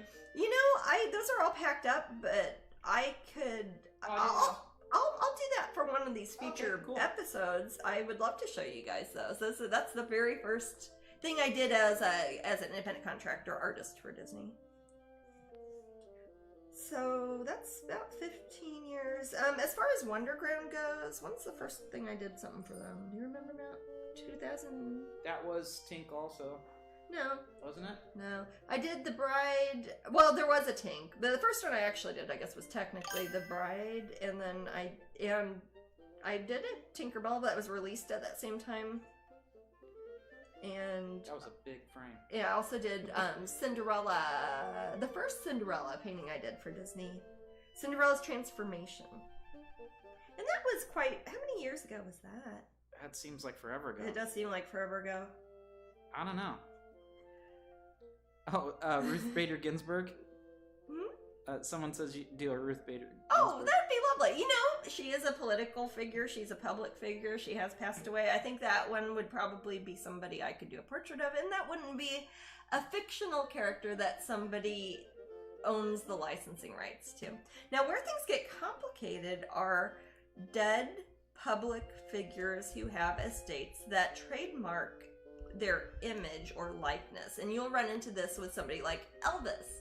You'll run into somebody like Marilyn Monroe or Betty Page. It's like, oh, well, they're dead. I can paint them. Like, no, actually, there's a company that owns their image rights. So even if I want to paint Elvis or something, if I wanted to make money off of it, then I would have to somehow approach them or wait for them to approach me and say, hey, Elvis, Elvis company, you want to license me? As an example. I think we're all caught up on questions. Wow. Politicians also are a little bit different because technically they work for the American people, and in some ways the American public owns a facet of their likeness or image rights. Newscasters, Jasmine? Newscasters are generally for, unless, well, it depends. If it's a private news organization, let's say it's just, I don't know, CNN or Fox News or something, that might be different than if it's something like a public news organization like BBC. And that's the UK. I don't know how their public television handles things. I just think that'd be so boring. I am not going to do fan art of newscasters. Did somebody ask this, or did you ask this, Matt? I was thinking about since one day we were talking about. Were you talking about Harris Faulkner? We were talking about boring legal stuff. Yeah. And it was the. If anybody wants to read some interesting, boring legal licensing stuff about newscasters, look up Littlest Pet Shop. Littlest Pet Shop. And Harris Faulkner. Harris Faulkner, who's on... our local Kansas City newscaster who has Local Girl Done Good, or Done Famous. She's on Fox News. Yeah, but she used to be our local news lady in Kansas City when I was a kid. So, but anyways, she thinks that Littlest Pet Shop stole her likeness and made a little... Is it a hamster? or a little puppy, and one of those little toys, and she thinks it looks like her so much that she sued them and got money. Because I think she said it was her eyebrows on the hamster or the little dog. The thing is, they named it similarly too. I think they named it like Harris or something. Maybe it was like Harris Barkner, or I mean, it was something silly. I mean, if I was a newscaster and somebody did that, I just think that was a lark. Brian Busby, someone says. Brian Busby. I'm gonna paint him as a beautiful mermaid. That's I Rice have Neon. met him like 3 times for no reason. That's the representing the Glunt family in Kansas City. I was gonna say, are these local friends here? Yeah. Brian Busby at 5, 6, and 10. Brian Busby. See you then. I remember that jingle from back in the day. I remember, yeah. He used to come to our school and talk about meteorology. Well, what else would he talk about? I don't know. My stepmother used to work with some acquaintances of him. Sorry, missed it. I see. Yes. So Marcella was asking a question. Oh, what's on? Does Wonderground give us any copies? Nope. And I said no. We just buy them. buy art as a normal and person I don't would even do. get a discount. We don't- Matt does because he has an annual pass currently, and I don't. So Well, I get the discount an annual pass holder would. he gets an annual It's pass not holder discount. Anybody particularly who's a special. pass holder get it. I'm not currently an annual pass holder because it's COVID or something.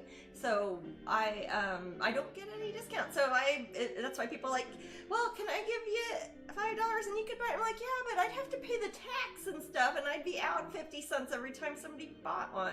Right. So, yeah. But I would say that sometimes, if Jasmine were so inclined, with another company, Disney wouldn't be a company that would do it. But you could write X amount of copies or something like that into a contract. Into a contract. That is not something I would do for Disney as an independent contractor, because really, it's more like they're using me as not a service.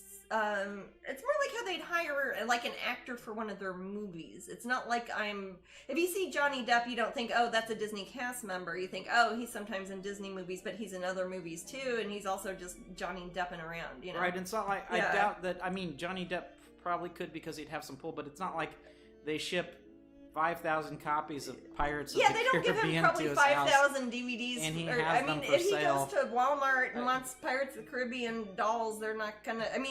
Johnny Depp, yeah, maybe, but if he goes to some place people didn't know him, they're not gonna give him a discount on a T-shirt that has Pirates of the Caribbean on it or anything. I don't know. It's not stingy, Marcel. It's normal. No, that's just how it is. That's just how it is. If you hire a plumber to come fix your sink, you don't keep inviting him for glasses of water afterwards. I don't know. It's a little fancier than that. But I would allow him because I'm a nice guy and I'm a straight bro. Okay. I'd let him use the toilet. Yeah, I would let him use the toilet, especially if there was no other water. I'm not alternative. giving him any of my water. No, I actually have a plumber came by. He's like, I fixed your sink once. I'm really thirsty. We're like, here you are, my friend. Have some damn water. Jesus. Yeah. The plumber that comes. Actually, I like our plumber. Yeah. I wish he was my dad. He's so cool. All right. Not my dad. I wish he was your dad.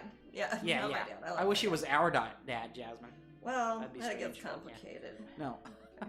But no, our plumber is just wonderful. And he's funny. I don't know. I'm one of those He'll guys say nice things about my artwork while he's here, but isn't all creepy about it. Yeah. That's Actually, something I really he's enjoy about workers. He's extra that they're not not creepy about about my artwork when they're here fixing my toilet or something. He's retired from his other job, so he would do the plumbing thing at night. He's a night plumber like Mario and Luigi. But then he retired from his he was helped with some water treatment plant, but then he just plumbed. So I wasn't talking about plumbers specifically. I was giving an example of a service-related contractor job. Like if an independent contractor would be somebody you might hire to build an addition onto your home. You don't necessarily give them a discount to if you have your house as an Airbnb later. I don't know. At any rate, it's nothing that I consider insulting, and it's something that is that's just standard practice. So, and Disney is, they're very good to me there. Oh, Rice Neon asks, Jasmine, I like to consider myself a part-time artist. Oh. Artist to artist, do you look at your old work and see your flaws and what you wish you would have changed? And if you do, how do you get over being your worst critic? I don't think I am my worst critic. I think there's other critics out there who have a lot more awful things to say about me than I ever would. But I do have a weird position in that when I first started my company, it was in 1997, and it's right around the time that the internet was really kind of coming into its own, when regular people, not just computer nerds, would have the internet. So I was also putting artwork out at that time, and it was when I was a student. I was still a teenager, and it's not going to be great work. Some of it, more often I will look at paintings that sometimes show up on eBay from when I was like 17 or something, and I'm like, I will more likely remember what music I was into then, what movie I was thinking about, what clothes I was wearing when that happened. Some of those, if it's when I paint at school, I'd be like, I remember going up to the water fountain and filling up my paint water cup in the cafeteria and things like that. More, and I think about them as more how I look at old Instagram selfies of myself or something, or old school pictures of my school photos of myself. I think, oh, that's what that little Jasmine did. I'm 41 now, so if I think about myself when I'm 17, I think of myself as being like my niece's age or something. So I don't think of it in the way I would think, oh gosh, oops, I put 6 fingers on that hand or something. And I did things like that because often I'd just be painting and not necessarily thinking of it as a legacy I'd have to back up 25 years later. That's because you read the Marilyn Manson lyric, I wasn't born with enough middle fingers. I've got plenty. So Angelica Valentine is kind of giving a question to the room. Oh, cool. The first time I saw Jasmine's art was at the Tower of Terror shop at Disney World. Oh. I was obsessed with the Alice art in particular. And she asked the room, what was the first art piece from Jasmine that captivated you guys? Oh, that is a great question. Thank you for asking that. I love hearing that Not sort even of thing when I'm necessarily working. your favorite now. Not your favorite. What's the first time What's you the saw first it? one you're like, was oh, it I at like like a Disney theme park, or was it like a mailer, like thing in the mail from the Bradford Exchange? Or there's all sorts of It could weird have been places anything. people Yeah, it could have find been in a book. Yeah, book, Coloring page. magazines, movies. Yeah, Smallville. Sorry. Allison Mack? Alison Mack, what? Shoot. Let's not talk we about have our that. We do have our fun, but yeah. But you might have found about my work. Wendy on Tinkerbell Smallville. says No. Tinkerbell. Tinkerbell! Yes! You rock for that, Wendy. Yes. Only because I haven't painted Wendy yet. No. Those are some Peter Pan names. You know, that's somebody I should paint. I should paint Wendy from Peter Pan. I painted Tinkerbell for Disney twice. And they do like it when I pick female figurative characters that do look somewhat like my usual work. But again, I just did that Mickey, and that Mickey Mouse is doing some super good work there at Epcot. So Lilith says Nightmare Before Christmas with Bradford. Oh, yes. Tink on Skull Rock, Maleficent in the Tower of Terror. Yeah. I bought the Tink postcard and Maleficent magnet. Someone says, I'm scrolling quick. Swimming with Koi. Oh, that's a nice one. Oh, I like that one too. I love that one. She's That's such a great one. cutie. That I would catch kinda my wanna hunt eye her. if I didn't know me. I love that one. Alice Pieces and Mermaids, Nigel says. Yeah. Seen your art on eBay. Oh, eBay! I saw a mermaid. Yes. Been on eBay since 1998. 1999 is when I started on eBay, so some people found me on their way back in the day. Luna likes the Raven one, so does Leela, of course. Yeah. Bradford exchanged the Ninja series. Oh, cool, Oh, the Crispy. ninjas! Yeah, I like those That's a too. cool one to start off with. Golden Mermaid on eBay. Oh. Blackwing Angel. I like that one too. Oh, that is a nice one.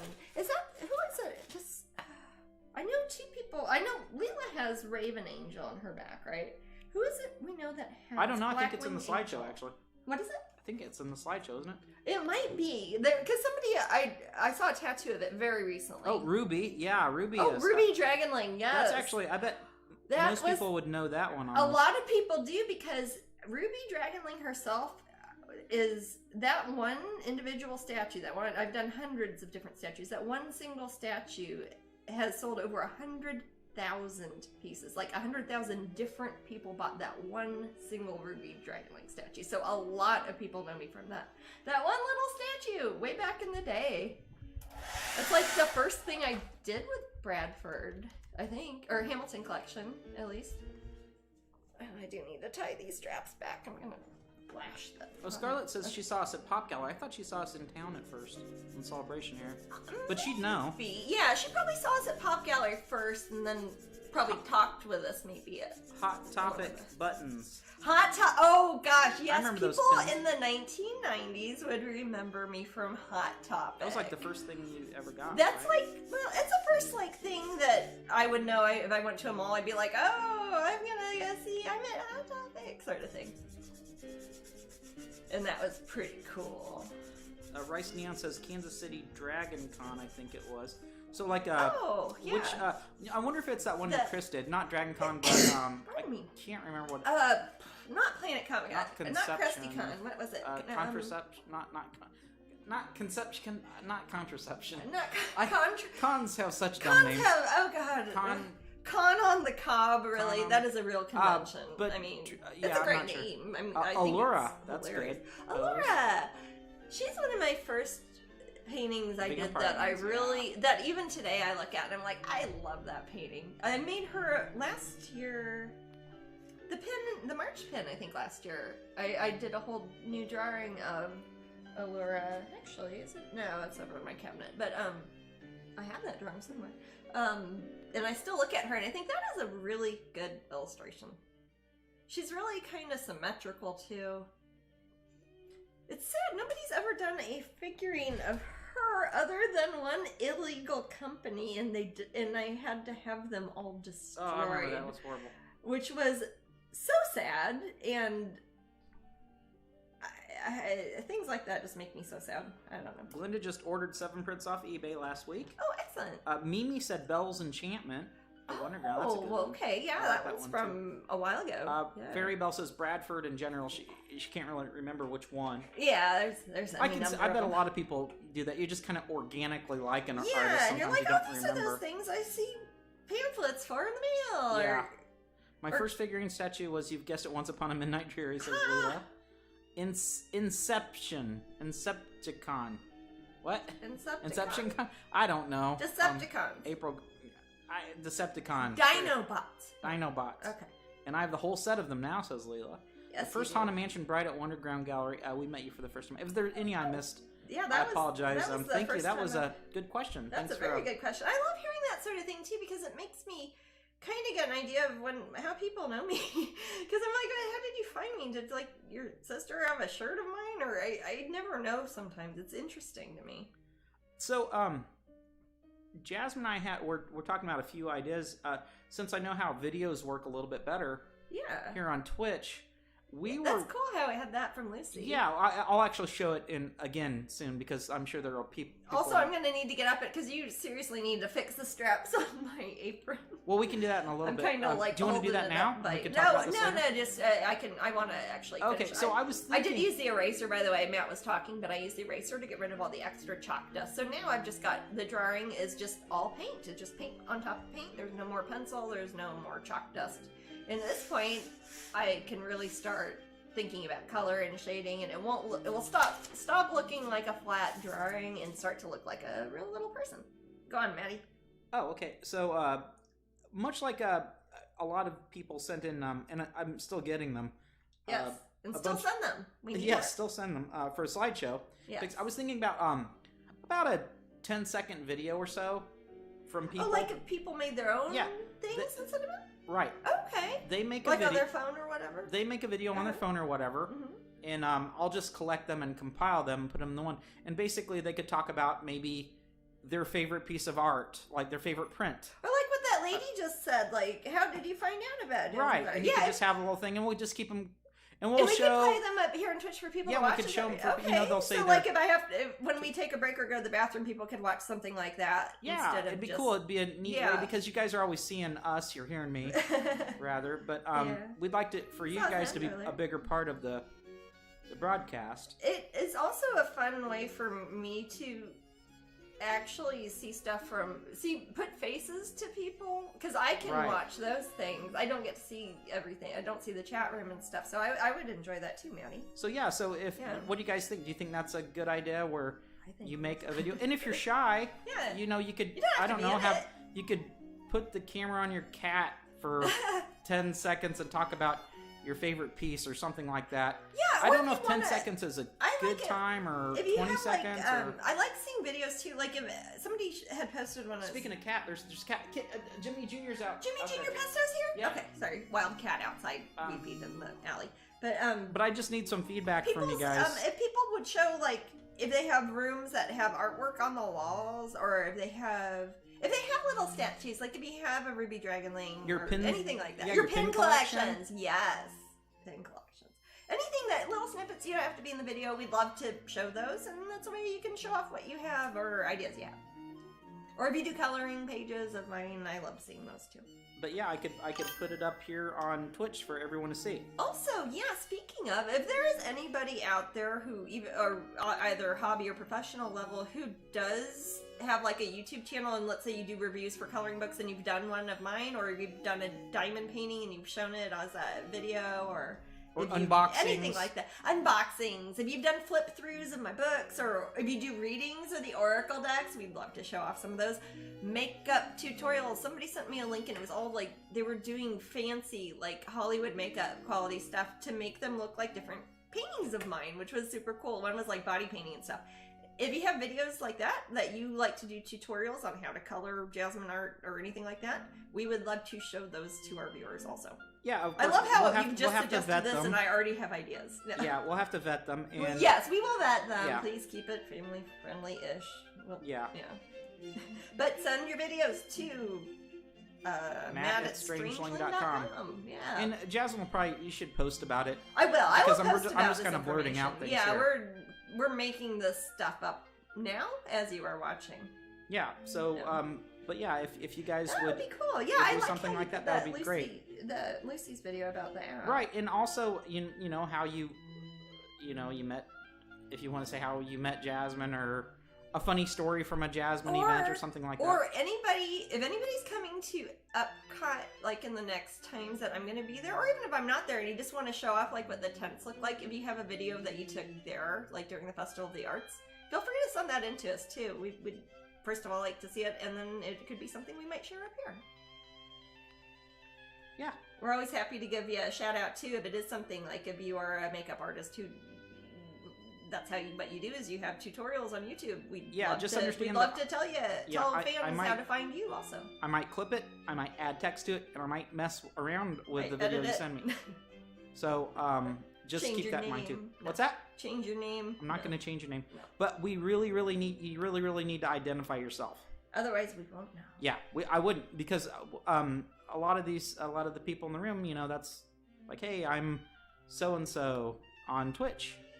You know, it could even be text. Yeah. If you send it to me in an email, I could match it up. Sure. That sounds fun. So yeah, I'll make a if you post guys about. think I'll make a that's post of awesome. it Patreon probably, and I'll put it in. I'm not getting a lot of feedback in the room, so I'm not sure I what don't people know think either. about that. I'll post about that though. That seems fun. If not, maybe Maddie and Brandon can make some videos. Yeah, we'll just have to make up stuff. If you guys. Oh yeah. Yeah.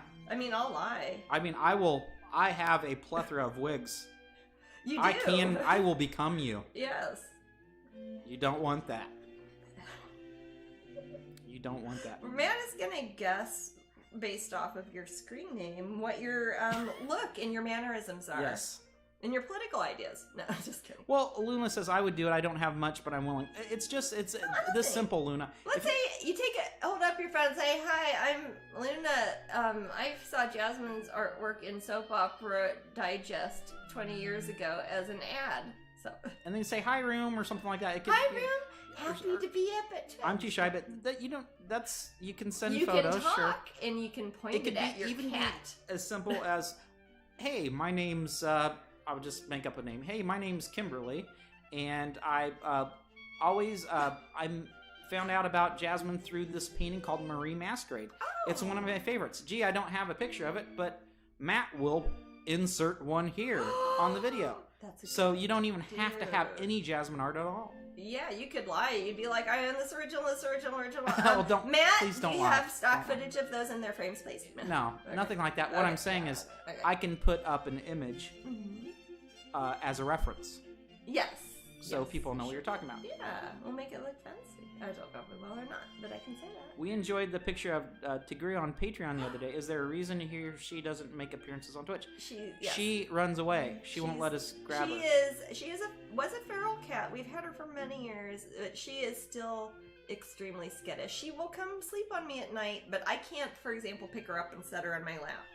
She would be so scared. I mean, it would be traumatic for her. If she sometimes climbs up on me, and that's just like seeing a double rainbow or something. It's an amazing thing. But that is why you don't see her very often on our broadcasts. She is about 4 feet away from me now. She has recently, in the past week or two, started to get cozy on that kind of gray sofa that's in that picture I put up on. And when I was at my drawing board on Patreon that had Tigria on it. But, so she's getting closer to me when I work, which is nice. She used to always, like, hide in the other room. So maybe as time goes by, she might get a bit more friendly. She certainly has done as the past 10 years have gone by. I don't know how long we're going to have her, but hopefully a long time. Also, I was thinking during MegaCon or DragonCon, yes. when I'm there and somebody's like checking out people, I was thinking about giving brief interviews with some of the fans here. Online and stuff. Of course, I get your permission, but yeah, it'd be basically ask people, but basically me, a camera, and you guys, and I might ask you questions. You guys are always asking us questions. It's kind of nice to. That's true. A little give and take. So yeah, like if Brandon is like doing the checkout or something, or somebody's doing checkout. Somebody's doing whatever, checkout. I could get maybe a Carmen. Yeah. Or something like that. Carmen. But yeah, so I'd be there, and Carmen, if you do not want to do it, you don't have to. Team. But I'd like to get more footage. I would too. I'd like to have more video. Really, there isn't a whole lot of video of me out there. Right. So I'd like to get more footage from that, and I also like to do it at Glastonbury. In the UK. Get some more people, UK people. It'd be very exciting for people. It would be great to give people a better feel of what these things are when we talk about them. Because if I didn't know, if I was like, oh, Tintagel, people would be like, what the hell are you talking about? Or you're like, if you've never been to DragonCon, you're like, what is it? Is it a bunch of dragons? Or you're like, you can kind of, it would give people a better idea of what things look like. Maybe if you did, is there a way you could do that a little bit at Epcot or like during the next few appearances? I can't set up a camera really, and I can't. Oh, you can't interview set anyone. up a tripod. It is. We are so masky right now. It'd be duh. muffled. It's just you're right. not. I don't want that for posterity. There is something wrong with me where I keep on. I've not ever gone out without one, but I in the back of my head I forget about that. Yeah, you don't want to interview people with masks. I want it to get better. As what I'm saying is, I'm hoping for other. No, we're not like saying take off your mask. No, people. no. Personal freedom. No, sorry. Yeah.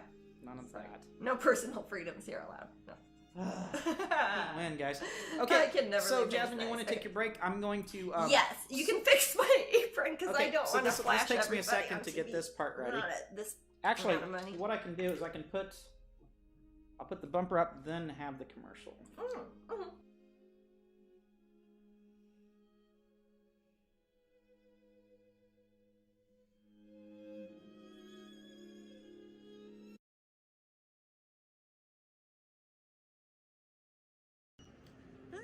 Blessed be everybody.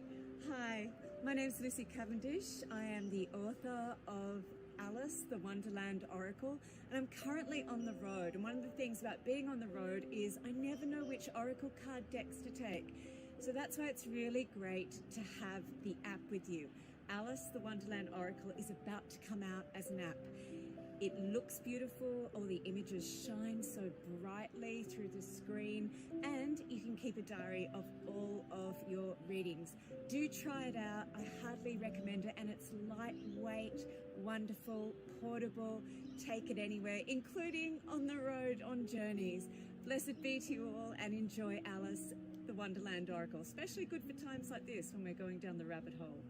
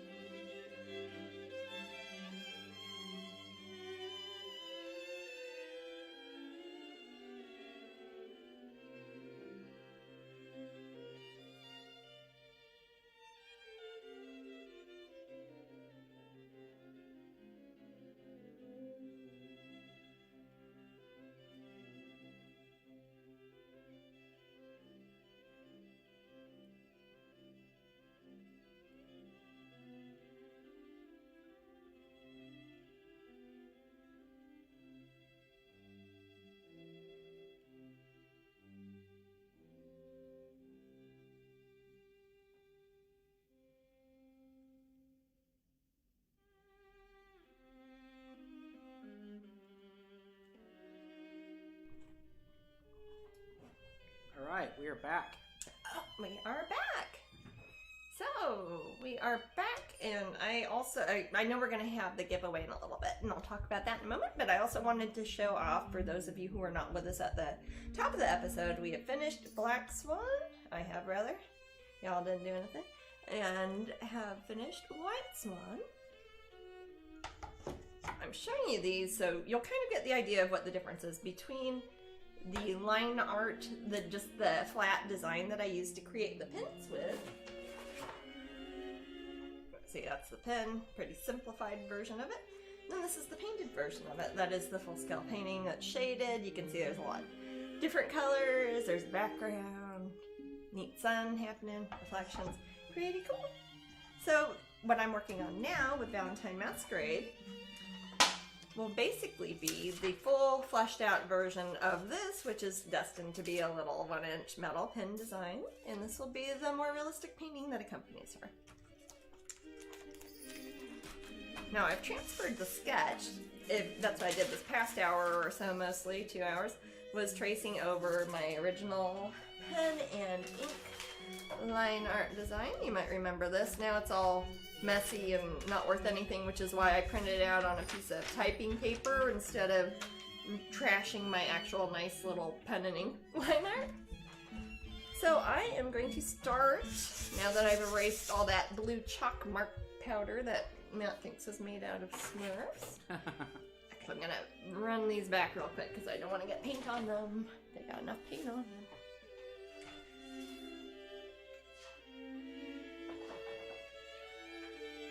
How many minutes do we have to the wrap up? We have 5 minutes. Oh, okay.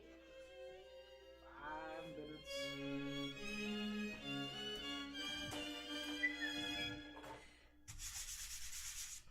SB Reynolds says, love how the edges meet on the swans. Oh, yes. Which is Matching funny. set. It's the backwards of how Matt printed these out here. But yeah, I like that too. If you were to line them up, the outsides of the swans kind of make almost a little yin and yang too. So when we have the prints and the canvas cuties, we'll make sure to release those at the same time in case, like if you're using it as a decorative element in your home, you would be able to get them both and put them together. Yes. Or just get the one you like most. Yes. Or, you know, any kids They'll that be do beside each other ballet on the and, website. you know. What's that, Dib? They'll be next to each other on the website. Yeah, Easy we'll put them peasy. next to each other on the website. Amber might even set up something where, like, if you... I know right now if you get the, they're not on the website yet. It's basically just for Patreon people. But with the Masterpiece editions, I think if you get both of them, is it cheaper or something? The new, yes. Yeah, yes. because I think it's $5.95 usually, but it's like 1,000. 2 for 1,000 if you get like both of them. And there are some of them left, some have been reserved, but there are only 5 of each made. So if you want one, email matt@strangeling.com. What I'm taking now is I'm taking some of that paint that does not have the gesso in it, but is the same color paint that I had mixed with the gesso originally in the background before I started transferring my sketch down. I'm going to take some Titan Buff, which is a color that is basically like white, but with a little bit of yellow, a little bit of gray, a little bit of brown in it. Kind of an off-white. It's like if you got a boring apartment, that's probably what color it starts off with. What size are the Masterpiece editions for the swan? Let's see. She's an 8x10. I'm going to be putting, like I said, I was kind of matching the color palette on the pin to the original Allison Clockwork pin, the same enamel. So I'm going to have kind of some gears and kind of a clockwork steampunk sort of badass background. So it's going to be fairly detailed. It's slightly comparable to how the Black Swan and the White Swan are because it's the same size character. I would say that would be a 16x20. This is an 8x10, so it is a 4:5 ratio. That would be a 16x20. So the masterpieces on this would be 16x20. They were asking about the swans. Oh, the swans are 16x20. Okay. Yes, I'm sorry about That's that. okay. I thought they were asking about this one. Jasmine, we're painting a lot. Yeah. Jasmine, would you ever consider doing the Egyptian goddesses? Yes. Or gods and goddesses? Yes. I love the one Egyptian one I've seen. Oh. Wolves in ancient Egypt are my thing. Ooh. Those are 2 cool things. Those are 2 of my favorite things. I have painted quite a few Egyptian pieces. I have right now a really cool figurine series. I don't think I have any of the figurines yet myself. If you Google them, you might find them. My Queens of the Nile series. Oh my god, those are so cool with Bradford. Some of those sketches I might eventually turn into full-scale pins. Those are more kind of not specific goddesses, but I think some of them totally could be like. I'm trying to think. I've got enough for Chi. I guess she's not really a goddess, but she has the divine right of Pharaoh. They thought she had. Yes, divine right of Pharaoh. You know what I like in I like Egyptian art has a neat symmetry. It does. I particularly like when there are wings represented. Yes. The way each feather has its own like block. Yes. Like that, and they're carved so beautifully. You know what sometimes. is funny? I think those are cool. It is very funny that you mentioned that, because that is something I think of when I have to design wings for pins. I don't know if you can tell in something like this. People use the term cells, meaning there are little metal circles for every time you see a color change. So you've got to have physical little metal circles or blocks to make wings out of. It's a much more organic version of kind of when you see Isis, like the Egyptian goddess, and she's got her two very static, almost Art Deco sort of wings out. I love it. I love it. I love that. It works so well. It also goes to Babylonian art has that as yes, well. Sumerian, So Babylonian, a lot of that early Mesopotamian so cool. art. Yeah, that's some good It looks so stuff neat in there, stone. man. It is, and it looks so ancient and so refined. I mean, Egypt almost had a style sheet of consistent graphic designers. If there's anybody who works in the graphic design industry and you look at just day-to-day Egyptian things that have survived into modern times, you rarely see that attention to detail and consistent line on contemporary things being made now. And you're looking at stuff from 8,000 years That's ago. why It's amazing. they loved it in the 20s and 30s. Yes, that's why when you look at Art Deco things, you often see Egyptian elements of it. Certainly. So, Baby Button 666, great name. It's funny. I was talking about what people's favorite Mark of the Beast 666 theory was that they've ever heard on Facebook today. Oh. On Facebook. So, but Baby Button 666 said, "Would Jasmine ever consider painting another Tooth Fairy?" I would so love that. I probably should. I did one before as a commission. God, what was it? Was it for a dentist's office? I think. I don't remember. I think it was. But I would love to do that again. Mostly because it's something I get asked a lot, and it is something that is a fairy that and when you're done, people we're gonna know. do that up. Kids know it in the United States, in English at least. It's something. It's a tooth fairy. Do they have the tooth fairy in England? Or is that American construct? I don't know. Okay, we're but ready yes, for the I know a raffle. Yes. Yeah, Okay, okay. raffle. All right, We let's all pick that getting winner. some pins. You're getting these pins and the Epcot Abigail, pin. 81. Appleville? Abigail. Oh, 81. sorry. Abigail, I 81. probably didn't You're say it getting clear enough. 3 pins. I don't know where the other one went, but she's here somewhere. You're getting a Painting Pixie pin from Epcot. You're getting the 2 pins of the month, and you're also getting the 2 new Epcot postcards straight from Disney World. And the home version. And the home version for you to play at home. That's what the coloring book is. Oh, wait. It's picture pages. No. All right, let me start that next raffle. So the next raffle is a little different. We will be giving you the Epcot prize pack with the 2 postcards and the Painting Pixie pin, but you will also have a prize wheel that you'll feel like you're spinning it, but really it's Matt pushing a button, and I will pretend to look at the window because I have learned if I do that, it looks like I'm looking at the prize wheel on the screen. Am I not supposed to say that part? Probably. Okay. I will look like I'm looking at the prize wheel, and and that's then when I you'll get to see mentioned what prize you win. Horrible show that where kids were stuck in a video game. Yeah. So, Yeah. Jasmine, you let me know when you want to do the story. Oh yes! Are you gonna read us a creepy story again, man? Yes. Oh my god! We're trying to. Is that same book? People seem to enjoy this feature. I do because I don't get to interact otherwise, man. Again, so basically, those of you who are new to the room or who have been here in the last, we've done it 3 times now. This will be our 4th time. Okay. Gosh, I didn't realize it became so regular. Basically, I read a story from this book called Charles Berlitz's World of Strange Phenomena. It is an old book that we have had in our joint collection for decades. Multiple decades. So it is pre-internet. A lot of it is probably urban legend, creepypasta sort of stuff that may or may not be true. It was presented to us as children as true, and we like to discuss whether or not they are true, or even possible, or at least probable. There you go. So, basically, I read the story, and just for fun, if you want to involve yourself with, at the end, I like to say, hey. If you get scared easy by strange phenomena, you might want to go get a sandwich right now. Yeah, I don't know if this might scare you. It could scare you. I don't know. It could be scary, but basically, we look at the plausibility of the story. We say, hey, this story sounds like... I believe this story. It sounds... thinking caps that people Right. It sounds like it could happen. Yeah. Or, in the middle, it's like, I think some elements of it are true, but it's kind of like, whatever. Okay. And then the other people would say, no, this is just I ridiculous. call shenanigans. Shenanigans. So, Jasmine will pick a story, and it's a huge... Are you going to read me some, and then I'll pick it? Yeah, I'll read you some It's titles. as if Disney was going to send me a contract and select from Kinda a few like that. selections. Okay. All right, so we'll talk about the prize wheel in a little bit, Fairy. Okay. Well, we might Fairy. even show a demonstration. Okay. Yeah. Okay. All right, I'll kind of She's looking start snarky on now. Sorry. page I'm just kind of 9 putting in here. where there's going to be shading, and I'll be doing that while Matt is talking. Go ahead. The Buttercup Mammoth. Oh, I remember that one's sweet. Yes, I know this I know one. that That's story. a true story. Psychic Archaeology. Yeah. Okay. Precognition Sounds and the Races.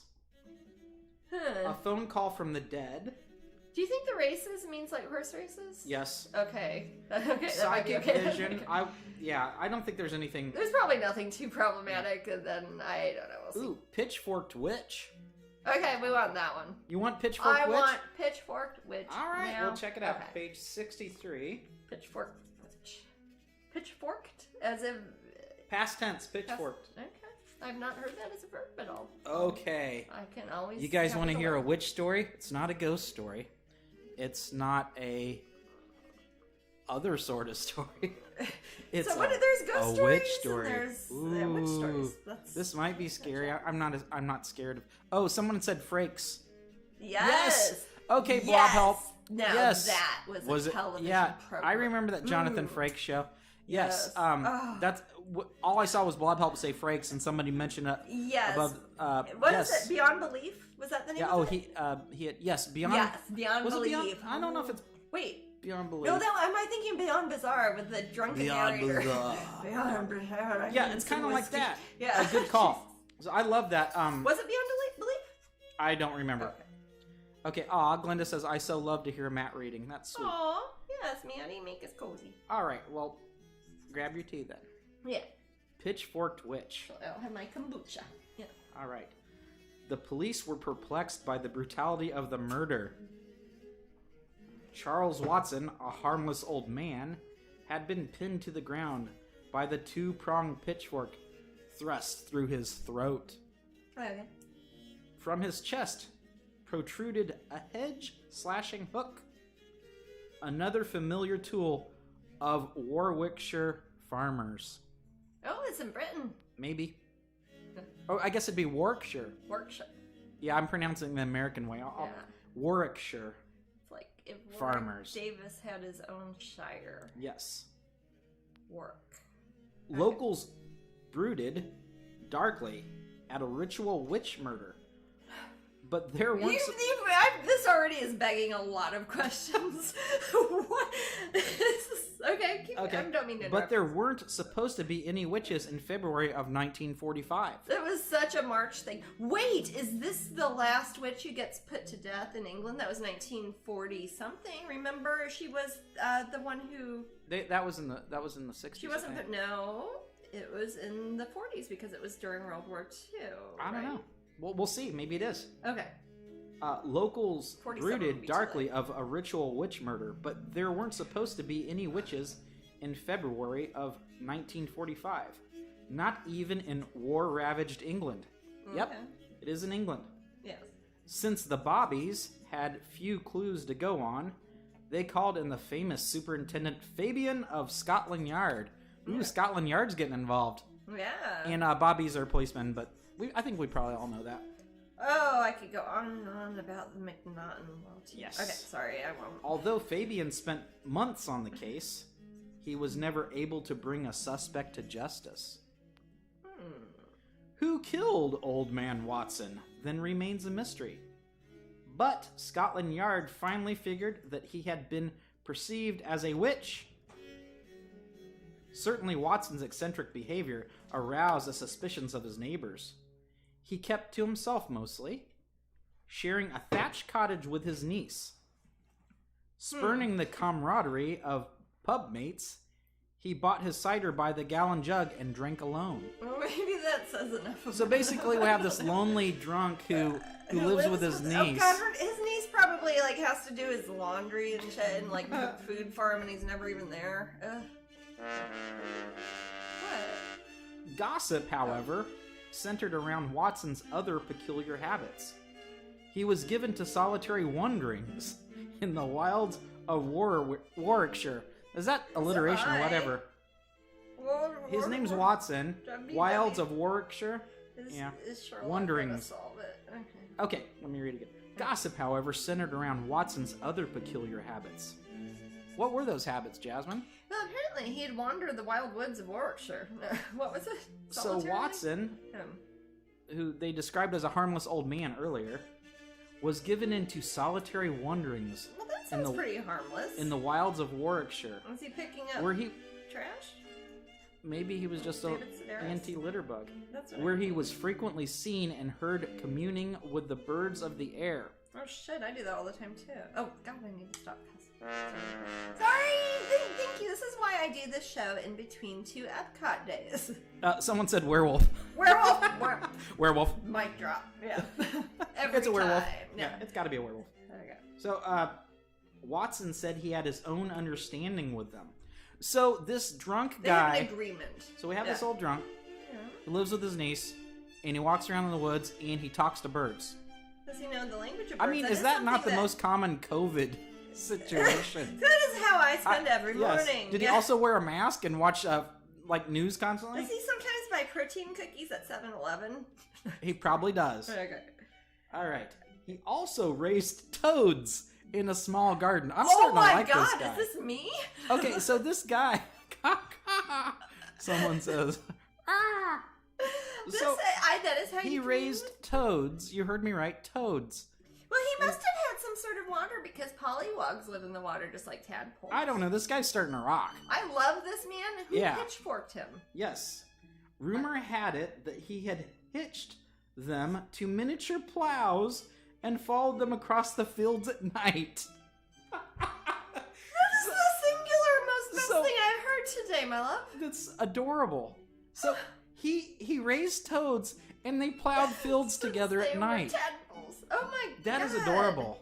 Is this inspirational? Did he use them for actually plowing fields, or did he make like crop circles with them? Have no idea. I don't remember this story. These are rumors. Well, who makes up a rumor like that? I need to start more rumors about myself. So let's back up. Okay. Okay. Let's put on our critical thinking caps, Watson. Okay, there was an old man. Watson, other Watson. Yes. There's an old man named Charles Watson. Okay. I believe that. Yes. And I believe that there's the story's not done. I'm just recapping. Okay, you're just recapping. We're not. Okay, there's more. Okay. There's an old man named Charles Watson. Okay. He was found with a 2-pronged pitchfork thrust through his throat. Okay.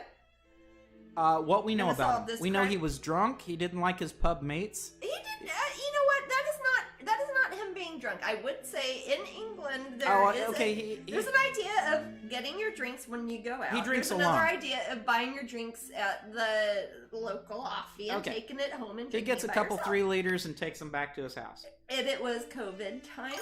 I mean, this was post World War II. It could have been rationing still in 1947 in England. I don't know if cider would have been rationed in Warwickshire then, but I don't know.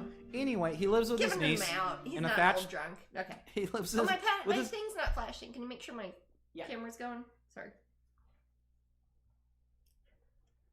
But my God, I want to hear about the toads, Mary. Okay. Oh my God, it's the best thing ever. Okay. Good. So he lives with his niece. That's fine. He may or may not be a drunk, but he drinks alone. He drinks alone. He doesn't like when he does company. Drink, he drinks alone. He goes on walks, talks to birds, and he has an understanding with these birds. Yeah. He raises toads in his backyard, and late at night, the toads have tiny little plows, This is gonna make me cry. and they plow the fields together. Oh. As Okay. people who know me might know, I have a very soft spot for frogs and toads doing people things or other animal type things that are not things that frogs and toads Lilith says, typically shaking do. my head, I'm lost in where we are in the This story. story is so different than the other stories in this book. Do not use us as an Okay, indication I'm for just the rest of Charles recapping. Burroughs' work. Okay. I'm just You're recapping. still recapping. So basically, Okay. Lilith, you have this guy. A strange gentleman who maybe he's just an odd guy and he likes to be by himself and talk to his frogs and birds. I spend a lot of time in my yard. I got a toad house out there. I've got probably a dozen bird feeders. I mean, that's Right, what so I do. this guy who was murdered with a pitchfork. And he's murdered with a pitchfork. Yes, We he don't was know murdered with a why yet. pitchfork. It's like Sunset Boulevard. We're gonna learn that he dies first, and we're gonna go backwards. Yes. It's like He- Memento. No. He was murdered with a pitchfork. Okay. And then we find out he lives in a thatched roof alone With his niece, and that he talks to birds on walks, and at night he and his raised toads, he raises them in his backyard, Since they were plow the toadlets. fields, farming them. Okay. Is he Rumors growing barley? No, sorry. What's he growing? Rumors and innuendos were one thing, but what about reality? Could Watson really have been a witch? Practicing. Okay, why did that? What about that makes him?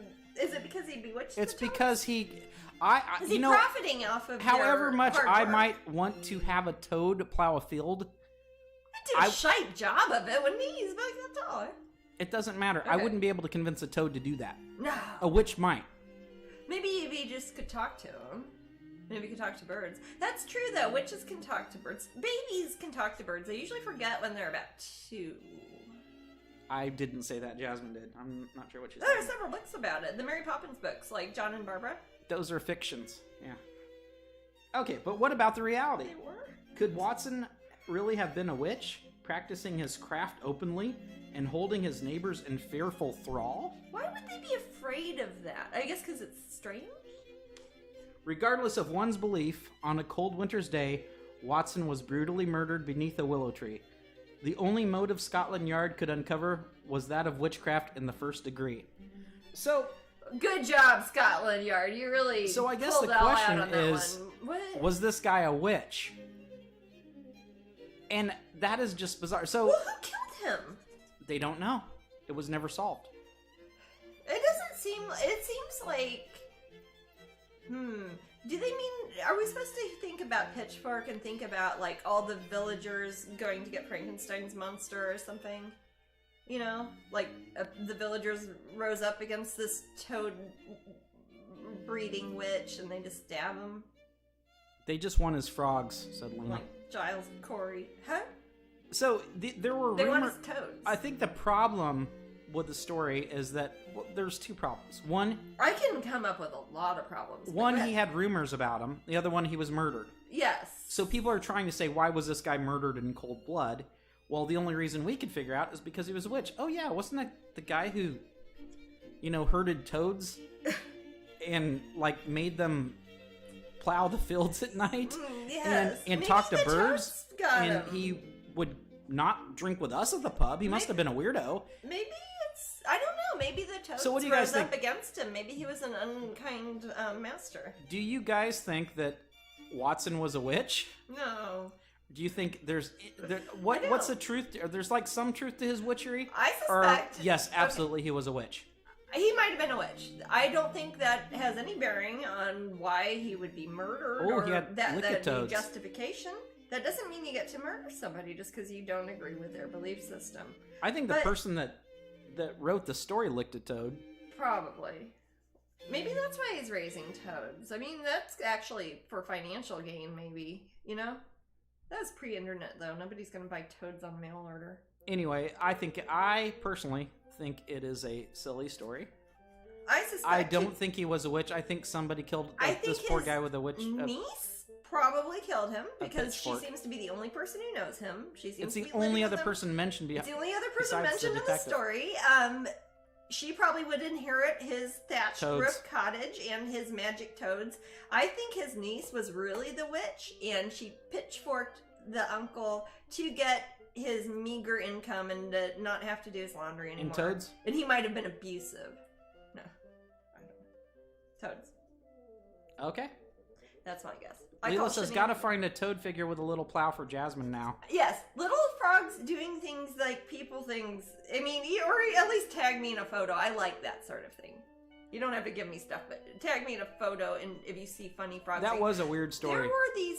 You know what it reminds me of, Maddie? I think there are some even in the British Museum. Sometimes in England and like in London, in old places where you see old Victorian displays of like cabinets of curiosity, and you see a bunch of.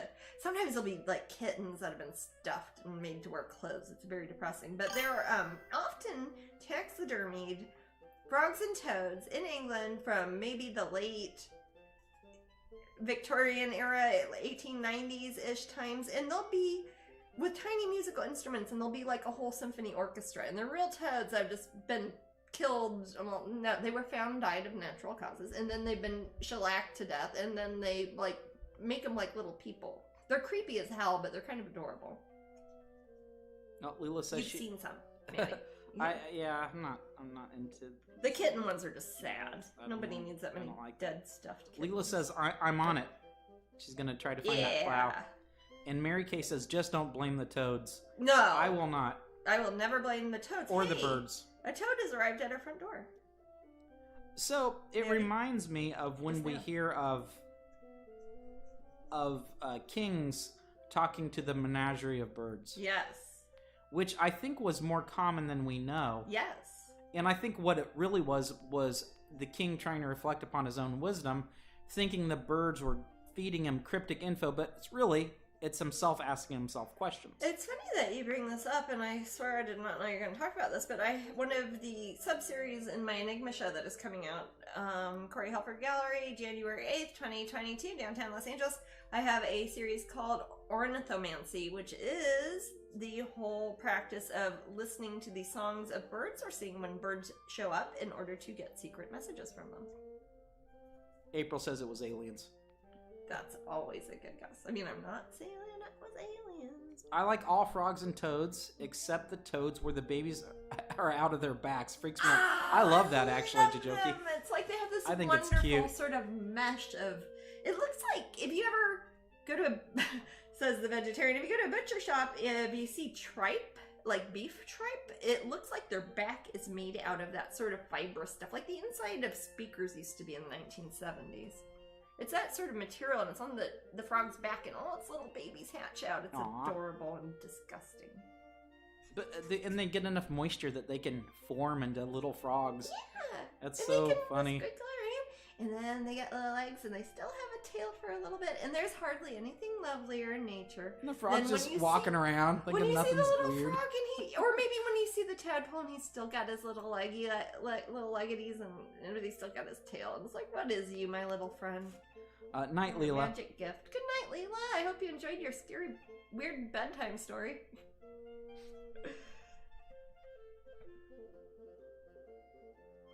All right, so we are 40 minutes to raffle, so it's a Oh, while. All right. Hey, somebody So was asking. what is up with the prize wheel giveaway for Yes. people? You were kind of explaining it earlier. Yeah, somebody we'll give a sample of what the prize wheel is. I was so- gonna tell people what the prizes Oh, were please because do. they're asking. Yeah. On the prize wheel, you have a chance to win one of the following: print of the week, Wait, I don't do that. a mystery pack pin set, Oh, a 10x10 canvas print of your choice. of your choice. I'll work with you in an email. Yes. We can't make Disney make things for No. you. Though. Sorry, folks. It has to be a Jasmine painting. Yeah. Right. 16x20 Oh, of your choice. canvas print. I'll also do an dude, 18 that's by like 20. hundreds of dollars. Yeah, I'll also do 18x24 if it's not available in the 16. Oh yeah, depending on the proportions. So they're basically- about the same size. Some are more narrow, some Right. are wider. Um, About a big painting. Yeah. Mini metal pin set 1, mini metal pin set 2, 3, and 4. Ooh. Those are all different. Those are all different. Forever Strange book, Nice. that is a good book. The Halloween coloring book. And you do have a chance, however slim it may be, to get an original painting. Original painting. Completely free of charge. You can totally sell it and buy yourself a motor scooter. But yeah, that dude was totally a werewolf. Yeah. An I don't alien know. I don't werewolf. think the toads would obey him if he was were. Do you think when he was talking to the birds, he was explaining to the birds it was not okay to like swoop down and eat the toads out of his pond? Because think about how herons and egrets around here will regularly just skewer a frog on their pointy nose beak, you know? Sure. He's like, He's like, hey, these birds. ones are mine. Yeah, these we're are plowing your on the fields coworkers." tonight. Yes. This is my army of It's toad not farmers. Food, they are co-workers. These are my army of toad farmers. And Toad farmer. Toad yeah. farmer sounds like a great insult. If you, It's like, oh, get out of here, you toad farmer. well, it's funny because he's a toad Garbage farmer angel. Yes. for raising them, Yes. but they're also tiny little toad farmers. They are. Oh, thank you so much for the bits, Phoebe. Thank you. Those are cool. I like the little unicorn. Jasmine and I got a chance to briefly go into the China store yesterday before her signing. Oh, the store And I- at the China Pavilion at and I Epcot feel- at Disney World. Remember that thing we saw and it said unicorn? Yes. But it didn't look like a horse and it didn't have a horn. I need to like take a picture of that and show it to people whenever they complain about I my need to unicorns. Try to figure that out. Toads are friends, not food. Yes. Aw, Some of you may know my name I that love I've Nemo. gone by online, and my email address for 20-some years has been Jasmine Toad because of the character Mr. Toad, who I really like. But anyways, Mr. Toad just arrived at our front door. A box did, Matt. Oh! I don't know how I know that. I didn't. you weren't supposed to. Oh, okay. It's supposed to be a surprise. I just know it. I didn't even get a text. Oh my gosh. Is it true?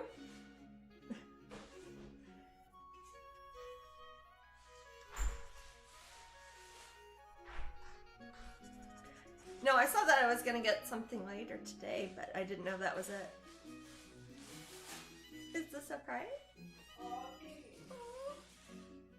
Can I see? This is... Okay, that's creepy then. I know! I did not know that your story had anything to do with toads. You read those stories to me at random, right? Okay. Yeah, I didn't I know bought toads this were for you. involved. I heard witches, pitchforks, no toads. Baby, thank You can do an unboxing. I'm not gonna unbox them on thing, Well, but I'm gonna show this- him this because will I come love with the stand. him. This literally was just delivered. It is a Mr. Toad doing people things. Okay, well I'll unbox some of it. Sorry. That is, This is, of course, weird. Pop Disneyland 65th Anniversary Official Mr. Toad. Yeah, I'm gonna ruin his value by immediately opening it up and Oh, you are getting gonna paint open it. all over him. Oh. What's that? you are gonna open it. Yeah. Okay. I said I wasn't going to, and then I saw him. Because he's cute. Okay. Oh my effing goodness. He's adorable. Oh my god, and he's in Toady the car. Can I see him? Yes, baby. Oh my gosh. Okay, yeah, this Oh, is that's so magnificent. cute. This is one of the most extravagantly done. This is because it's an anniversary one, isn't it? Oh I my ordered it gosh. on Amazon earlier today, and it said it was going to come between 1 and 6 p.m. Today? Today. Same day delivery. Same day, yes. Wow. Oh, he's magnificent. That is funny that we read a story about toads and... And it came while yes. we're talking about toads. And he's... It is it's not... doing people I things. don't And think I was that's talking. quite a plow. And I was no, it's not. But I was talking about how my name is Jasmine Toad and has been. No, if, That's creepy. Rewatch this episode, Okay, man. that It's story is freaky. true. That story was true. It happened live on the air. You And guys are here. that's one of his descendants. It is. Well, Mr. Can I- Toad is my great uncle. My grandmother used to always tell me that. Not the man who wrote Mr. Okay, Toad, so but Mr. Toad himself. It doesn't actually... It does not actually drive around. His little... His head turns, yes. And he's in Toady, Toady. which, as you know, those of you in California at Disneyland who have been That's there the recently, stationary one. that is the one that you That's can the sit in one front. you It's can also that's when you can sit down and get your Oh. picture in, but it is also one that goes around in the ride. It's That is called so Toady. cute. Yes. Can I put it by your computer? Or- No. Yes. You Okay. can- you- No. you keep it Yes, wherever I you do. want. But anyways, he's adorable. Okay. Well, Bobby Bloom. Bobby Bloom, if you're out there, we got this because you told us about it at Epcot. I don't know how he goes back, but That's it doesn't why I got matter it. because I'm keeping him out. You got it because Bobby was telling us about it Bobby, at Epcot. yeah. Oh my gosh, that is so thoughtful of you, sweetheart. Thank you. Holy cow, I didn't see the other ones. Matterhorn bobsleds Mickey. Matterhorn bobsleds Donald. Okay. Anyways, enough about that. That is unrelated to any work Disney stuff at all. That's just Jasmine Toad. Oh, Mr. Blob Toading about. Yes. Blob Help says House Hunters episodes like, we're just toad farmers, but our budget's $3.5 million. Yes. Ain't that the way? We raise organic vegan toads. Maybe the toads came from someone he killed, like in Practical Magic. I haven't seen that still. There are a lot of interesting ways that toads can appear in one's life. Well, I guess so. Yep. He's cute. We were just He's one of them. cold. You're cold. He was outside, man. He's cold-blooded. I mean, he's an amphibian. Jasmine Toad. I live about 20 minutes from the Funko headquarters. Cool. Ian says. Oh, that must be fun. Oh, wait, that's neat. That's very cool, actually. They do a Eventually, lot you of... might be getting another sort of prize that's related, Jasmine. Really? I might be? Oh yeah, just don't check our Amazon history. I won't. No, check it all you want. It's just I it's never impossible to check hide things anybody's from history on any... What's that? you. It's impossible to hide little things like that from you. Oh. Well, I didn't know. I mean, until just now that it was here. I saw that we'd gotten something. Well, I'm happy you liked it. Thank you. We've got one of those big statues of Mr. Toad in our living room. Yes, we do. One of those ones, like, before you get on the ride. Yes, and there have been people that have gifted us Mr. Toad things. Yes. And I think Jasmine's pretty much up to date. I think you're good. Yeah, I think I'm up to date on Toad merchandise. Wow. And see, that is when I talk to people and they're like, if they're fangirling to me about something, and they're like, "Oh, I'm sorry," and it's like, no, you don't understand. I get it. I am that way about some things so much that I would understand anybody's fandom on any level. I think. Don't you agree, Matt? I do. I agree. am a person who considers myself a fan of certain things, and I go all out. Absolutely. I think that's important when you're listening to someone else talk about something. It's just try to put that in perspective. It's like pretend it was a new Mr. Toad pin, Jasmine. What's that? Is Jimmy Jr. Pesto in the tree? Oh, it's a cardinal. Oh. Okay. Oh, I'm sorry. Are you communing with the birds? Stop it. This is getting creepy. I'm gonna look at my toad house when I go outside later. I just bought a pink Darth Vader pop with a heart for my daughter for Valentine's Day. That's so cute. That's a great Valentine's Day. You know what, Maddie? This is like one of the first years in a while I will have had the Valentine pin coming out in time for February and having the artwork done in time for February. I cannot believe how on the ball this year has been compared to last year so far. For me, not for everybody, but things are coming up, Jasmine. Yep. Fiawal asks, speaking of Funko, are there any Jasmine figurines coming out in the future? Yes, there are. Like the little cuties. Okay, cool. Yeah, there are. Again, there are a couple of figurine things that are happening on right now. Some of a few things have been postponed, and I'm waiting to hear back on some things. But if I don't hear back on those things, I'll be doing some other things. So I only have so much time. I will wait. Luna says, "I wonder if the niece killed him because he told the toads and birds that his niece was the witch." Maybe so. That's what I mean. It seems suspect that there's a younger lady in the same house, thatched cottage. I mean, yeah, why mention it? If they're like he just lived alone with his family, they could be like that. But nah, she murdered him. She wanted his real estate. Yeah. His thatched wanted house. His toads. His ever look in Warwickshire at an actual thatched cottage? Those things are like 800,000 pounds. Jug of cider. His jug of cider is only like, I don't know. It costs nothing in Britain. 99 pence. I'm telling you. Seriously, you can buy like jugs of cider for what people buy a 2-liter pop with here. I remember, I think it might not have been our first night in... Was it when we were staying with Annie and Matt? Yes. My cousins? Yeah. And I remember carrying back as I would a baby. Oh, the 3 liters. 3 liters of cider. And I was like, in this... God, I wish I had been a teenager in the UK sometimes. Okay, good. And it was just enough for everyone and everything. Yeah. It was just so much cider. I was always afraid to drink cider at night with Annie and Matt because the flat Matt and I were staying in did not have a bathroom. And I would have to walk without contact lenses down. It's a Tufnell Park, Islington. It was not as gentrified as it is now. And I would have to walk down without contact lenses down the street, like several houses outside, cold, And back, Jasmine's find a bathroom. ghosty-looking nightgown. Jasmine, yes, in my Victorian nightgowns, blind. Yeah. So I didn't drink a whole lot of cider. I remember walking you across pee. the street What? and helping you there. Yes, I know. But I didn't want to do that like 5 times. And they left the door unlocked for us. Yeah, which is, I remember the only thing that we had a TV in that little room. We had not paid the license for it. But It was an I unlicensed found, television. but I somehow connected it. You did. You hooked us up. We watched CBeebies. Yes, and then there was a DVD of Harry Potter. I can't. Which one does he go on the night bus? Which Harry Potter is that, guys? We watched that. Order of the Phoenix? I watched it like over and over again, and then I'd wake up and it would be on the start screen. on the start DVD screen, play. and it would just be that little shrunken head shaking back and forth. Oh my gosh! It's funny. That is when my cousins were there and we stayed with them. It's the first time we spent any time at all really in London, and I makes me think that DVD describing that and just like the starting thing on it makes me remember that. So Someone said Prisoner of Azkaban. Will you be painting is more? that Prisoner of Azkaban? Okay. Darling Dragonling series. Will you be painting more? No, I just did Darling Dragonling 6. I probably won't be anytime soon, if only because I have a lot of other projects that I'm in the middle of at the moment. Some of the things I'll be doing over this coming year will be some of the pieces I do for Twitch. I'm probably going to try to keep up with turning some of my cute pin designs into like finished paintings, and so we have prints and things. But in the meantime, I'll be working on my personal pieces for the Corey Halford Gallery show, which is about a year from now in Los Angeles.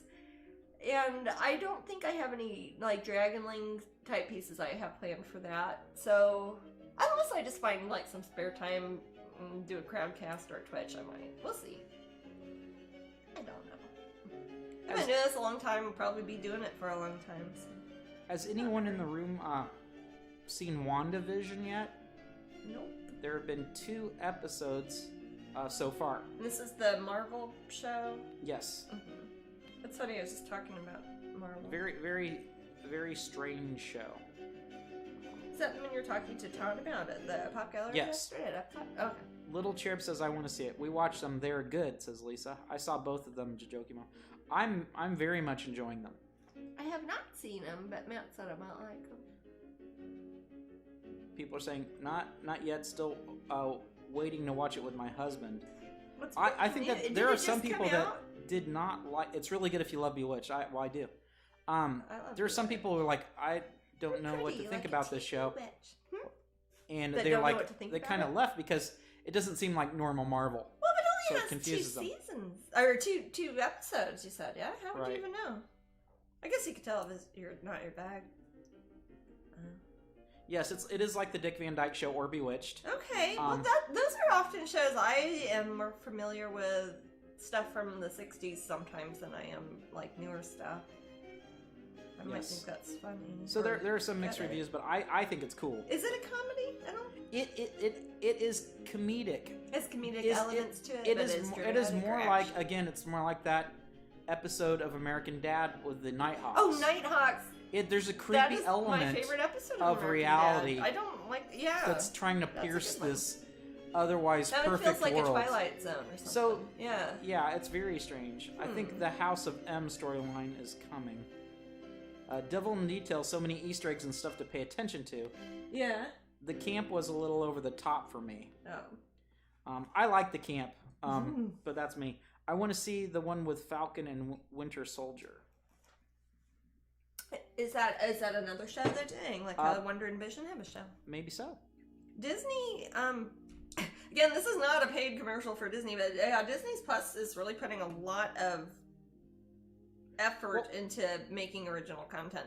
They need to if they're going to have that sort of platform. But right, I'm they ain't pulling punches, and they kind of could coast if they wanted, and they're not. So that kudos to them. Right. So Jajoki Mom says, I watched. I think the next episode would be different, though. The end of the second episode shifted.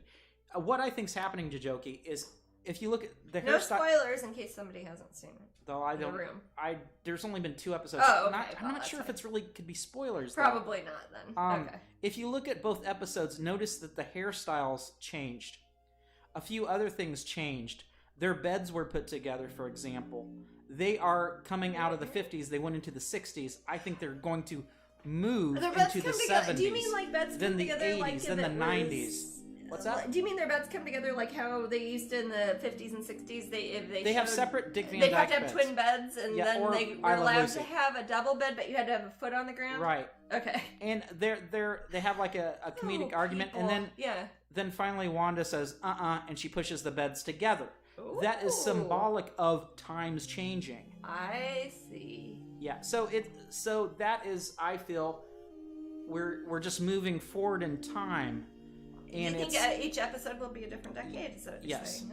Okay, That's an what I think so. interesting device. I don't know if I've seen that. Not gimmick device, I guess. it's used pretty before. weird. Yeah, that's interesting.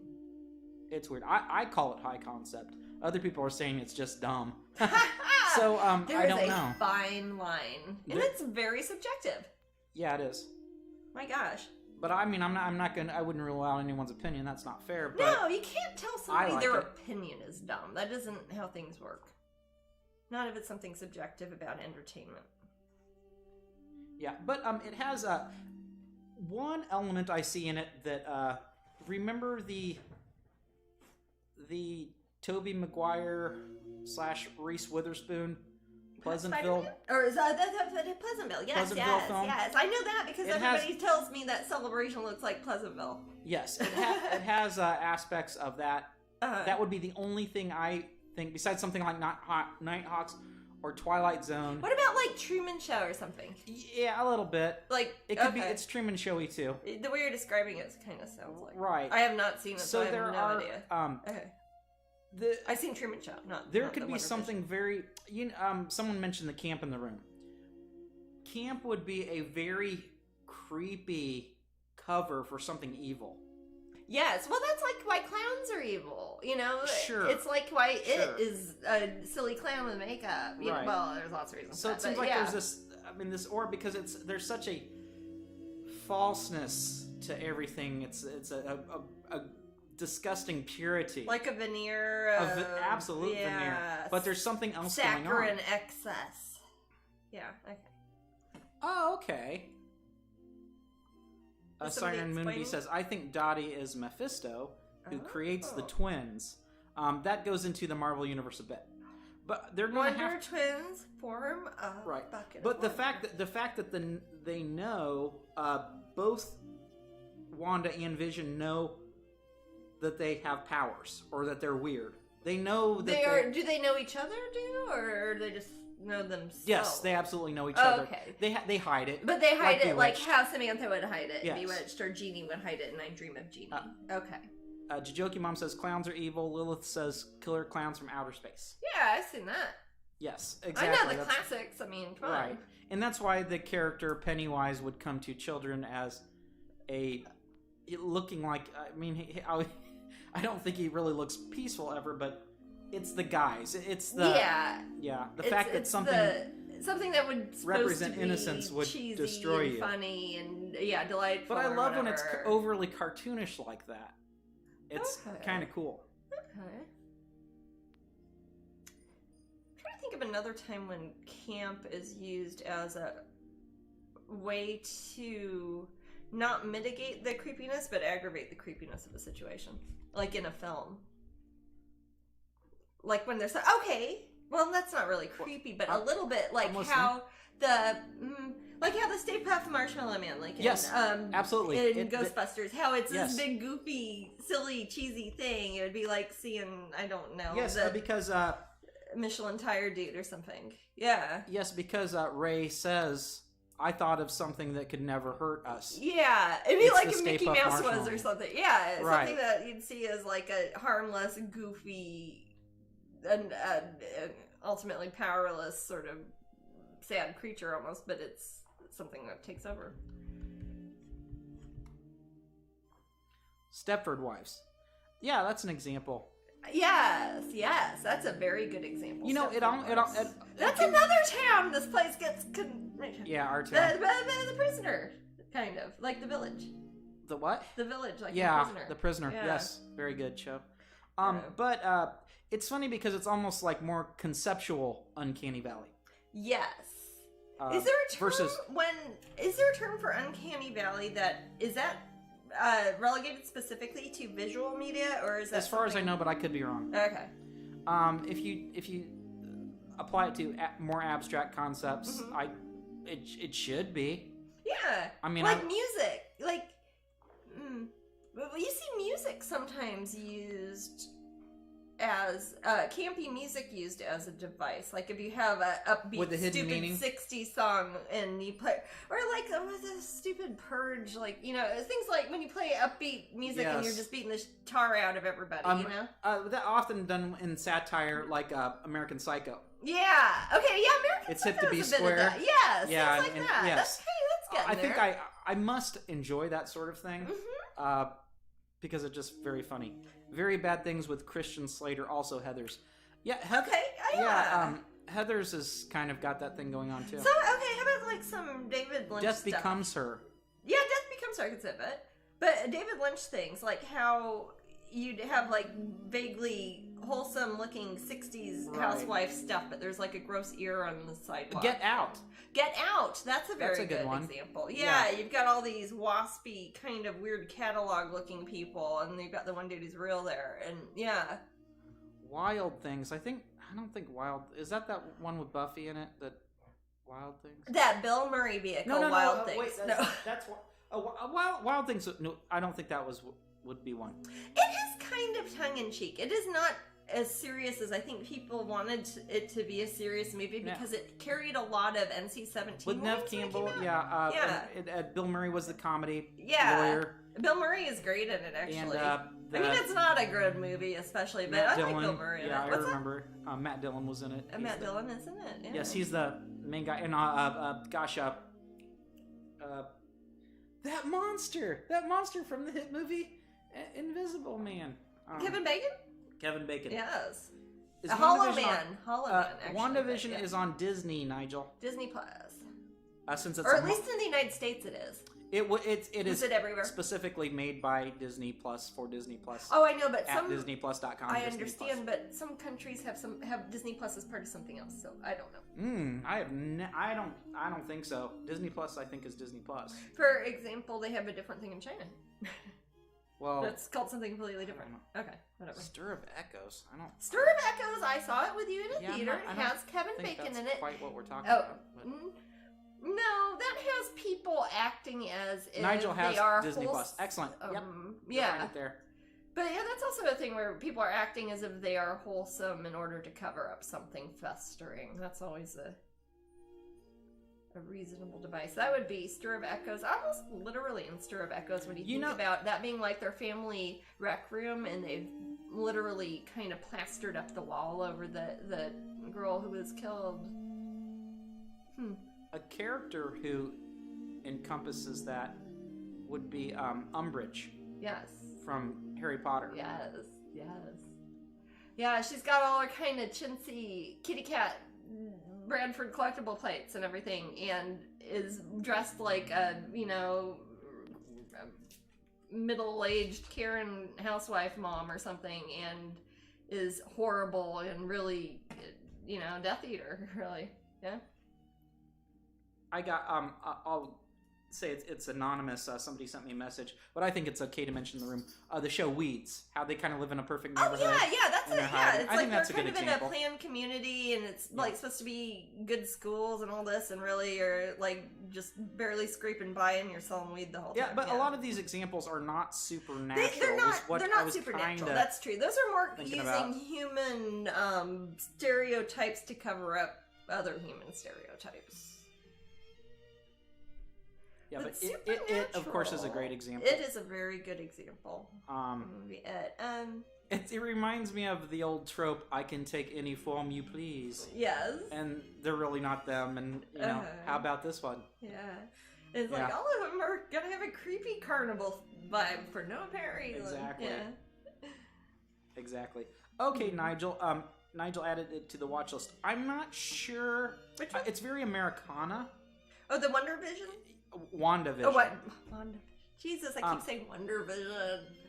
What is wrong with me? Edward Scissorhands would be a good example. Edward, yes. Not Edward Beetlejuice, not so much. No, I don't know. I would say Beetlejuice. No, because Beetlejuice has a definite mid-century aesthetic that was being really revived during that time. Yeah, and kind of but Edward Scissorhands definitely has that feel. It does. Because Beetlejuice it's the does too, people though. in the town are horrible. Remember how they chased down Edward Scissorhands at the yes, end? baby, it's I horrible. do. Yes. Yeah, but Beetlejuice really doesn't have that. I mean, who's it going to be? Who's the bad?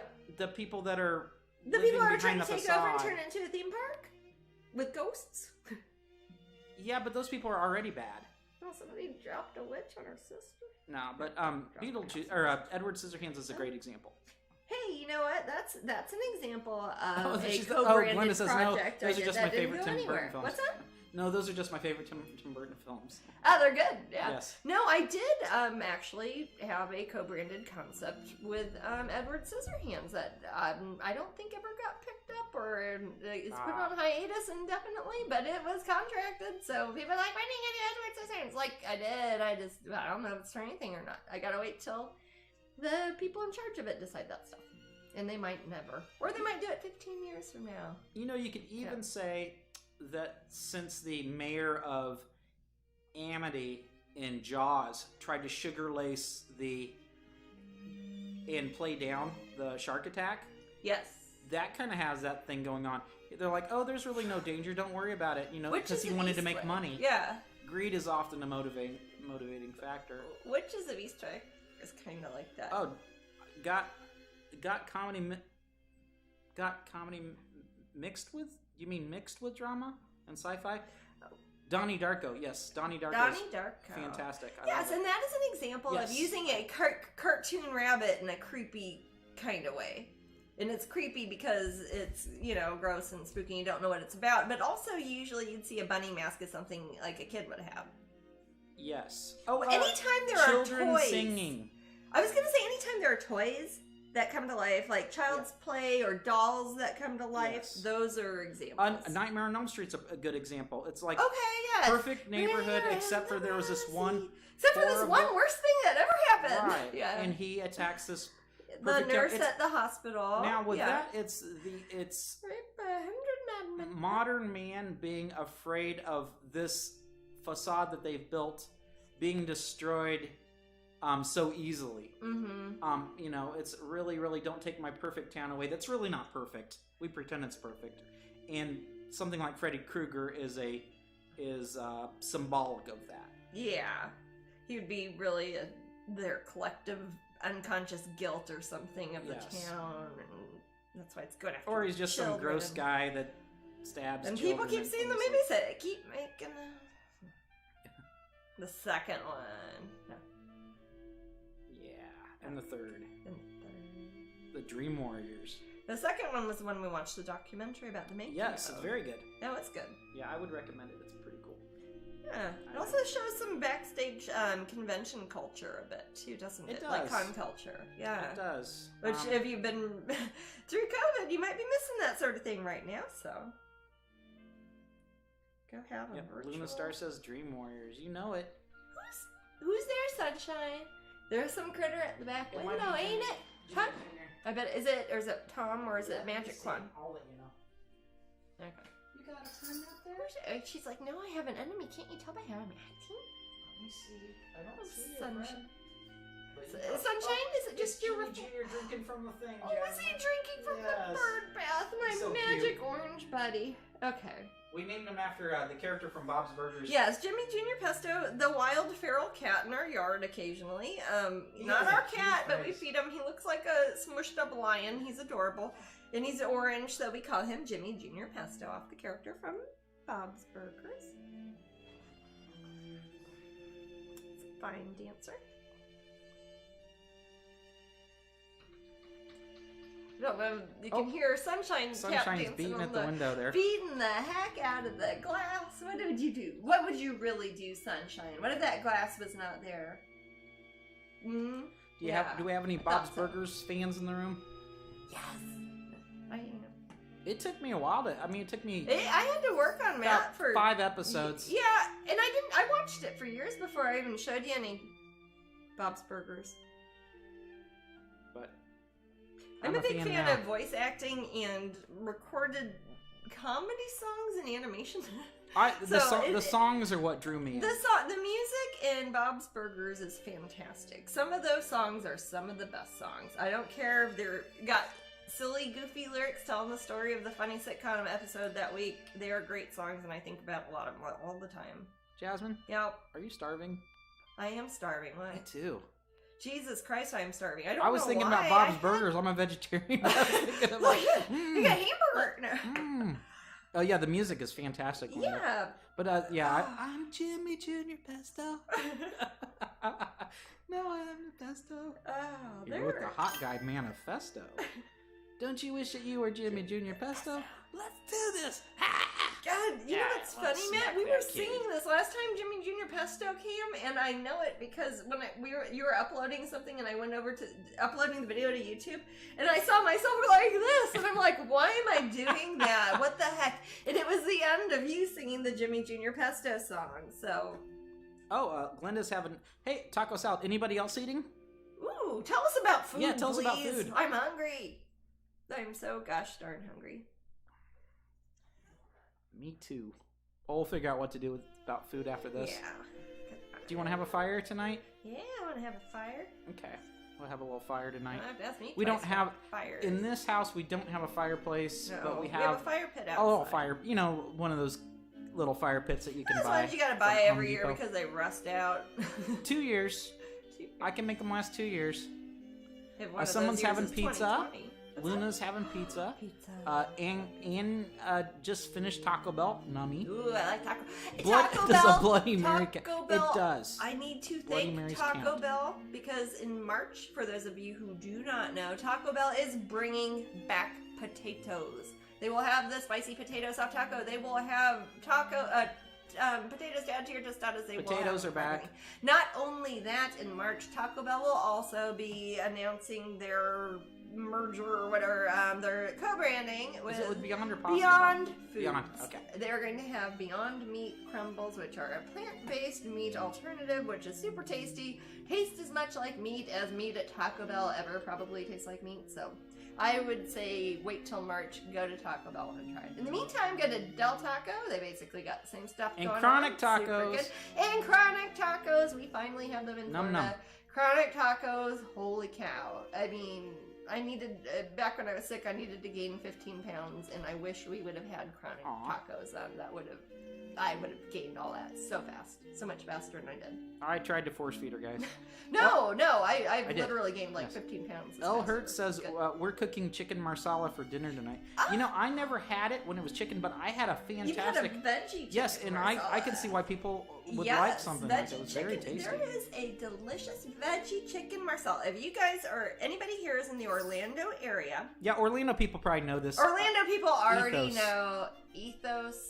We Ethos are Vegan. blessed people here in Orlando because Ethos. And if you come visit Vegan Orlando, Kitchen- go to Ethos because Yes, it's awesome. yes, I have told people this in like Disney blogs. I'd be like, "You're vegan, you're coming to Orlando." Even if you're, it's actually in Winter Park. It's in a beautiful part of Orlando too. It's a really cool, block neat- over's like all sorts of cool stuff. really, There's really boat rides, cool and stuff. alligators and cool shit. But anyways, Ethos Vegan Kitchen is vegan. What is it? Alligators? What? Cool stuff. Sick stuff? What? Cool You stuff. said cool. the shy. Oh, cool scheisse. Okay. Anyways, they got neat stuff there. And vegan food at Ethos is good. They've been there, I think, 20 years. They had their 20th anniversary. Everything is vegan, and everything is so good. I am not vegan. I eat vegan a lot. I'm vegetarian. I'm strict vegetarian, have been for almost 30 years. But I do eat dairy products sometimes. But Ethos, I don't even have to worry about that because it's all vegan. All right, I'm gonna read this list They of got fake what cheese people are that's eating. good. Okay. Susan's eating New England style baked beans, roasted sweet potatoes, and delicata squash. Ooh, I love delicate Kinley's scotch. having chicken and noodles. Marty just got Subway. Nigel just had 2 little packs of cheesy Cheetos. All right. Jay Norris had black bean soup. Jasmine loves that. She Oh, can't black eat bean enough of soup. that. Yeah. Get me some veggie. Penny and is black having bean Cajun soup. rice. That sounds Oh, that sounds good. Black Widow's having roasted assorted veggies for dinner. That sounds good. Pozole. I don't know what that is. Oh yeah, you do. It's a hominy stew from Central and Mexico. That sounds like incredible. Then. You can Okay. stick My bad. jackfruit in it too Ah, instead of stop pulled it. pork. And holy cow, put a slice of lime on that and Ann a bunch of ancho chili. Ann says, I need the chili cheese burrito back. I think that was a taco thing. Jasmine, Ann just having jasmine rice topped with cream of mushroom soup. Mary Kay is having M&Ms with peanuts. Oh, that's breakfast of never champions. a bad decision. Taco Yeah. Bell's my weakness, says Jajoki. Excited about potatoes. Yes. I like Taco Bell too. Yeah, potatoes, and they're gonna let you put fake Beyond. Brandon and I chicken on had everything. Brandon and I had too much Taco Bell after a while. Uh-oh. We had a lot of Taco Bell. Too much Trying to figure out Taco where to Bell. go on my birthday, Glenda says. Oh. Yeah, it depends where you're at. Some parts of the world are have restaurants open with distancing. Some of them don't have restaurants open at all. So and if Uber you're Eats lucky, is always a thing. yeah. Vampy says, oh, the taco potatoes, yum. Yes. And Katie says, watching the huge Chiefs game, Mahomes is out. It's a nightmare. I'm a crowler and a Bloody Mary into it, and definitely grabbing another crowler. So, so they're not doing well, I guess, huh? I guess not. Last night we I had don't some know from homemade sports. French onion soup. You know what that's I make usually good? made with the chicken stock, so I can't have it. No, but it's I've had usually it. made with beef stock. I'm sorry. Sorry. Something. With beef. Banana demi-glace, muffins but sound good. I make French onion soup that is vegetarian and is so good. I've never made vegan French onion soup, so I've not tried it with the vegan Gruyere because I use regular Swiss Gruyere cheese when I make it, but I use the vegetable broth.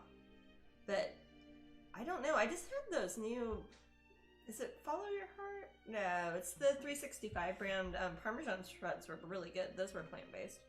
So, Rakamo says, Hungry Howie's Pizza. And Glenda says, for their birthday, they're thinking of Japanese where they make food in front of you. Oh, like teppanyaki. Teppanyaki. Like, what's Like they have at Epcot. Benihana. Yeah. All right, we are ready for Oh. the raffle, guys. Okay, so first you pick who wins the raffle.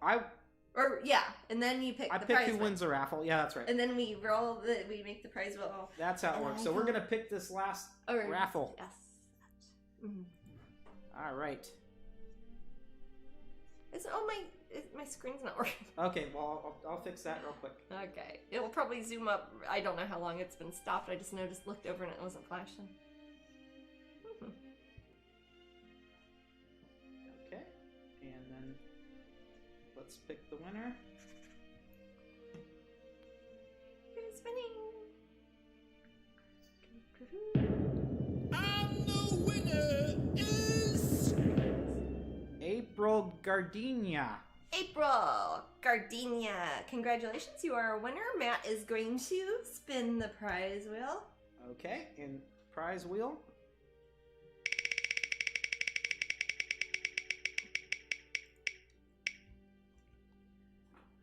And a mystery pin set. Which, A mystery pin set, really? but I can't see which one. A mystery pin set is a mystery, right? Oh, the mystery pin set. Yeah, That's mystery right. pin set. Yes, right? you got a mystery pin set. Cool. Okay, so that means you're gonna get one of the. If you don't collect pins, you might know that occasionally we put up mystery pin sets. Originally, we were People gonna are have them all asking the about it a time, lot. but they always sell out every day. So we don't list them very often. But you're getting one today. Cool. Congratulations. Listen to Matt. He's typing something. Yay! He will tell you how you And all can the Disney postcards. and you and get the Painting Disney Pixie postcards and pin. the Epcot pin, and I That's will a sign really the Mickey nice- Mouse and the Princess Tiana, and It's pretty cool. Yes. So yay, April, just follow those yes, follow those instructions. instructions. Alrighty.